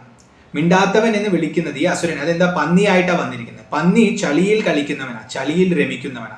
അപ്പോൾ നമ്മുടെ ഉള്ളിലുള്ള മൃഗീയമായ വാസനകളുണ്ട്, ആനിമൽ ഇൻസ്റ്റിങ്ക്റ്റ് എന്ന് പറയും. ആ വാസനകളിലുള്ള ദോഷങ്ങളാണ് ഇവിടെ മൂകൻ എന്ന അസുരൻ. കാരണം ഈ ദോഷങ്ങൾ നമ്മുടെ ഉള്ളിൽ സപ്രസ്ഡ് ആണ്. അത് പലപ്പോഴും നമ്മൾ തന്നെ അറിയുന്നില്ല, പുറത്തേക്ക് അഭിവ്യക്തമാക്കുകയുമില്ല. ഇനിയിപ്പോൾ അറിഞ്ഞാൽ തന്നെ പുറത്തേക്ക് അഭിവ്യക്തമാക്കില്ല. അപ്പൊ അങ്ങനെ സപ്രസ് ചെയ്ത് വെച്ചിരിക്കുന്നത് കൊണ്ടാണ് മൂകൻ എന്ന പേര് ഈ അസുരന് കൊടുക്കുന്നത്. ദുർവാസനകളായതുകൊണ്ടാണ് പന്നിയുടെ ഭാവത്തിൽ വരുന്നത്. അപ്പൊ നമ്മുടെ ഉള്ളിലുള്ള സപ്രസ്ഡ് ആയിട്ടുള്ള ആനിമൽ ഇൻസ്റ്റിങ്സ്, ഈ മൃഗീയമായ വാസനകളാണ് മൂകാസുരൻ. ആ വാസനകൾ കുറേശ്ശെ കുറയാൻ തുടങ്ങും. അതാണ് നമ്മൾ ഭഗവാന്റെ അനുഗ്രഹം, ഭഗവാന്റെ അനുഭൂതിയുടെ അടുത്തേക്ക് നമ്മൾ എത്തുന്നു എന്നറിയാൻ സൂചനയായിട്ട് ഉപയോഗിക്കുന്നത്. അതുകൊണ്ടാണ് പരമശിവൻ കിരാതഭാവത്തിൽ വരുന്നത്. പക്ഷേ ഭഗവാന്റെ അനുഗ്രഹമാണെന്ന് പലപ്പോഴും നമ്മൾ അറിയുന്നില്ല. അപ്പോൾ അറിയാതെ ഇരിക്കുന്ന സമയത്ത് നമ്മൾ ഇതെല്ലാം നമ്മുടെ കഴിവ് കൊണ്ടാണ്. കണ്ടില്ലേ, എൻ്റെ ഉള്ളിലുള്ള ദുർവാസനകളെയൊക്കെ ഞാൻ ജയിച്ചു, കാമം, ക്രോധം, ലോഭം, മോഹത്തെയൊക്കെ ഞാൻ ജയിച്ചു എന്ന് പറഞ്ഞ് നമ്മൾ വീമ്പെടുക്കും. ആ അഹങ്കാരത്തിൽ നമ്മൾ പെട്ടുപോകും. ആ അഹങ്കാരമാണ് അർജുനൻ കാണിക്കുന്നത്. അതുകൊണ്ടാണ് ശിവനോട് ഇതെന്റെ ഇരയാണ്, നീ അല്ല ഇതിനെ അയക്കേണ്ടതെന്ന് പറയുന്നത്. വാസ്തവത്തിൽ എല്ലാം ഇല്ലാതെയാക്കുന്ന, ഈ ദുർവാസനകളെ മുഴുവൻ ഇല്ലാതെയാക്കുന്നത് ഹരൻ തന്നെയാണ്, ഭവൻ തന്നെയാണ്, ആ മഹാദേവൻ തന്നെയാണ്, അല്ലാതെ നമ്മളല്ല. പക്ഷെ അത് മനസ്സിലാക്കാതെ നമ്മളാണ് ചെയ്യുന്നതെന്ന് തെറ്റിദ്ധരിക്കും. ആ തെറ്റിദ്ധാരണയുടെ പുറത്താണ് നമ്മൾ അഹങ്കരിക്കുന്നത്. അപ്പൊ അർജുനൻ ഇവിടെ കാണിക്കുന്നതാണ്, വാസ്തവത്തിൽ ഈശ്വര കൃപയുണ്ടെങ്കിൽ ഇത് ഇല്ലാതെയാകും. അപ്പൊ ഇത് ഇല്ലാതെയാകുന്നുണ്ടെങ്കിൽ ഈശ്വര കൃപയുണ്ടായി എന്ന ഭാവം നമ്മുടെ ഉള്ളിലുണ്ടായി വിനയം കൂടുതൽ വർദ്ധിക്കണം, ഭക്തി കൂടുതൽ വർദ്ധിക്കണം. ആ സമയത്തെ നമുക്ക് അതുകൊണ്ട് ഗുണമുണ്ടാവും. പക്ഷെ ഇവിടെ അർജുനൻ എന്റെ മിടുക്കുകൊണ്ടാണെന്ന് പറഞ്ഞുകൊണ്ട് ശിവനോട് തർക്കിക്കുകയാണ്. അത് അംഗീകരിക്കാതെ നിൽക്കുന്ന ആ അഹങ്കാരം, ആ അഹങ്കാരത്തെ ജയിക്കണം. ആ ജയമാണ് ഇവിടെ യുദ്ധത്തിലൂടെ നടക്കുന്നത്. തൻ്റേതെന്ന് താൻ കരുതിയ ബലം മുഴുവൻ, ഈ അഹങ്കാരം വരുമ്പോൾ ഭഗവാന്റെ അടുത്ത് നമ്മൾ എത്തുന്ന സമയത്ത് നമ്മുടെ ഈ അഹങ്കാരങ്ങൾ കൊഴിഞ്ഞു പോകും. ആ കൊഴിഞ്ഞു പോക്കിനായിട്ട് സംഭവിക്കുന്നത് നമ്മുടേതെന്ന് നമ്മൾ കരുതുന്നതെല്ലാം നമ്മുടേതല്ല എന്ന് നമ്മൾ തിരിച്ചറിയുകയാണ്. ഇതം നമമ എന്ന ബോധം നമ്മിൽ ഉദിക്കുക. അതാണ് യജ്ഞസങ്കല്പം.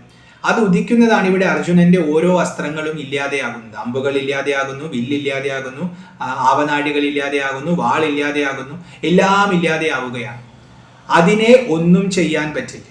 ഭഗവത്ഗീതയിലും ഇത് പറയുന്നത് അതിനെ കീറാൻ പറ്റില്ല, മുറിക്കാൻ പറ്റില്ല എന്നൊക്കെ. അതായത് ആ ശ്ലോകം എനിക്ക് പെട്ടെന്ന് ഓർമ്മ വരുന്നില്ല. നൈനം ഛിന്ദന്തി ശസ്ത്രാണി നൈനം ദഹതി പാവക ന ചൈനം ക്ലേദയന്ത്യാപോ ന ശോഷയതി മാരുത എന്ന് പറയുന്നൊരു ഭാഗമുണ്ട് ഭഗവത്ഗീതയിൽ. അതിനെ കീറാനും മുറിക്കാനും ഒന്നും പറ്റില്ല, ഉണക്കാൻ പറ്റില്ല, അതിനെ നനയ്ക്കാൻ പറ്റില്ല. അത് അങ്ങനത്തെ വസ്തുവാണ് ആത്മവസ്തു. അതുകൊണ്ടാണ് ഇവിടെ ശിവന്റെ നേർക്ക് അയക്കുന്ന എല്ലാം അപ്രത്യക്ഷമാകുന്നത്. കാരണം ഭഗവാനെ സ്പർശിക്കാൻ ഒന്നിനും സാധിക്കില്ല. മനസ്സിനും ബുദ്ധിക്ക് പോലും എത്തിപ്പെടാൻ പറ്റാത്ത ഉയർച്ചയിൽ നിൽക്കുന്ന പരമ്പൊരുളാണ് ഭഗവാൻ. ആത്മാവിനെ മനസ്സോ ബുദ്ധിയോ അറിയുന്നില്ല, ആത്മാവിനെ ആത്മാവ് മാത്രം അറിയുന്നു. അതുകൊണ്ടാണ് ബ്രഹ്മവിദ് ബ്രഹ്മൈവ ഭവതി എന്ന് പറയുന്നത്. അതിനെ അറിയുന്നവൻ അത് തന്നെയാണ്. കാരണം അത് മാത്രമേ അതിനെ അറിയുന്നുള്ളൂ. അതിൻ്റെ സ്വരൂപമാണ് അറിവ്. അപ്പൊ അതുകൊണ്ട് ശിവന്റെ നേർക്ക് അയക്കുന്നതെല്ലാം ഏൽക്കുന്നില്ല, അപ്രത്യക്ഷമാകുന്നു. അപ്പോൾ ഒന്നും തൻ്റെയല്ല എന്ന് മനസ്സിലാക്കി നേത്തി നേത്തി നേത്തി എന്ന ഭാവത്തിൽ താനെന്ന് കരുതി വെച്ചതെല്ലാം താനല്ല എന്ന ബോധമുണ്ടാകും. അങ്ങനെ താനല്ല എന്ന് മനസ്സിലാക്കി അവസാനം ഇനി അല്ല എന്ന് പറയാൻ പറ്റാത്ത വിധം ഒന്ന് ശേഷിക്കും. ആ ശേഷഭാവത്തിലുള്ളത് ആത്മാവ്, അതാണ് ശിവൻ.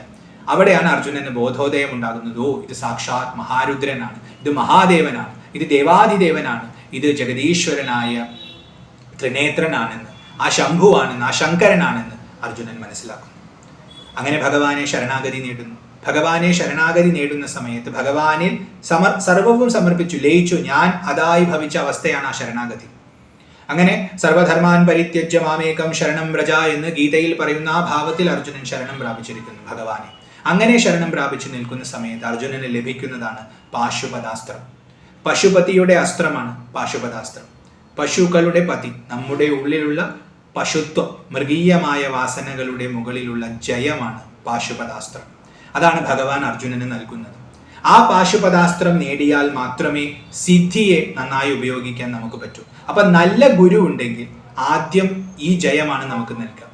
അതാണ് ഇവിടെ കാണുന്നത്. അതല്ലാതെ നേരെ തന്നെ നമുക്ക് സിദ്ധി നൽകിയാൽ അതൊക്കെ നമുക്ക് ദോഷമേ ചെയ്യും. നമ്മളത് ദുർവിനിയോഗം ചെയ്യും. കാരണം നമ്മുടെ ഉള്ളിലുള്ള മൃഗീയമായ വാസനകളുടെ സ്വാധീനത്തിൽ നമ്മളത് ദുർവിനിയോഗം ചെയ്യും. പേരിനും പ്രശസ്തിക്കും വേണ്ടി, ശിഷ്യരെ സമ്പാദിക്കാൻ വേണ്ടി, അങ്ങനെ ഓരോരോ ചെറിയ ചെറിയ കാര്യങ്ങൾ, തുച്ഛമായ കാര്യങ്ങൾക്ക് വേണ്ടി ആൾക്കാരെ സിദ്ധി ഉപയോഗിക്കുന്നത് കാണാം. അത് ഇതുകൊണ്ടാണ്. കാരണം അവരുടെ ഉള്ളിൽ പാശുപതാസ്ത്രമില്ല. അവര് പശുത്വത്തെ ജയിച്ചിട്ടില്ല, പശുപതിയെ അവരനുഭവിച്ചിട്ടില്ല. അപ്പൊ അർജുനൻ പാശുപതാസ്ത്രം നേടുന്നു എന്ന് പറഞ്ഞാൽ തൻ്റെ ഉള്ളിലുള്ള മൃഗീയ വാസനയെ പൂർണ്ണമായി ജയിച്ചു. അത് ഭഗവത് അനുഭൂതിയിലൂടെയാണെന്ന ബോധമുണ്ടായി, ഭഗവാനെ അറിഞ്ഞു. ആ ഭാവത്തിൽ അർജുനൻ പിന്നീട് സ്വർഗത്തിലേക്ക് ചെല്ലുന്നുവെന്നും അവിടെ നിന്ന് ഒരുപാട് അസ്ത്രങ്ങൾ സമ്പാദിക്കുന്നുവെന്നും കഥ പറയുന്നു. അതായത് അർജുനന് തൻ്റെ ഉള്ളിൽ ഉറങ്ങിക്കിടക്കുന്ന ആ മനസ്സിന്റെ അടിത്തട്ടിൽ സദാ കിടക്കുന്ന സിദ്ധികൾ ഓരോന്നോരോന്നായി പുറത്തേക്ക് വരും. മനസ്സിന്റെ ബലങ്ങളാണത്. അത് ലോകത്തിലേക്ക് പ്രകടമാക്കാൻ തുടങ്ങും. അത് ലോകത്തിന് ഉപകാരപ്രദമാകും. നല്ല ഗുരുക്കന്മാരുടെ സിദ്ധികളെല്ലാം ലോകോപകാരമാണ്. അതുകൊണ്ട് ശിഷ്യർക്ക് എപ്പോഴും അഭിവൃദ്ധി ഉണ്ടാകും. എന്നാൽ അതല്ല, നമ്മുടെ ഉള്ളിൽ ദുർവാസനകൾ ഉണ്ടെങ്കിൽ ആ സിദ്ധി നമുക്കും മറ്റുള്ളവർക്കും ദോഷമായി ഭവിക്കും. അപ്പോൾ പാശുപതാസ്ത്രം നേടി അർജുനൻ ആ സിദ്ധിയെ സമ്പാദിക്കുന്നുവെന്ന് മഹാഭാരതം കഥ പറയുന്നു. അപ്പൊ ഈ കഥ, ഈ മൂലകഥയെ ഇങ്ങനെ മനസ്സിലാക്കിയാൽ ഈ തത്വങ്ങളൊക്കെ നമുക്ക് ഗ്രഹിക്കാൻ പറ്റും.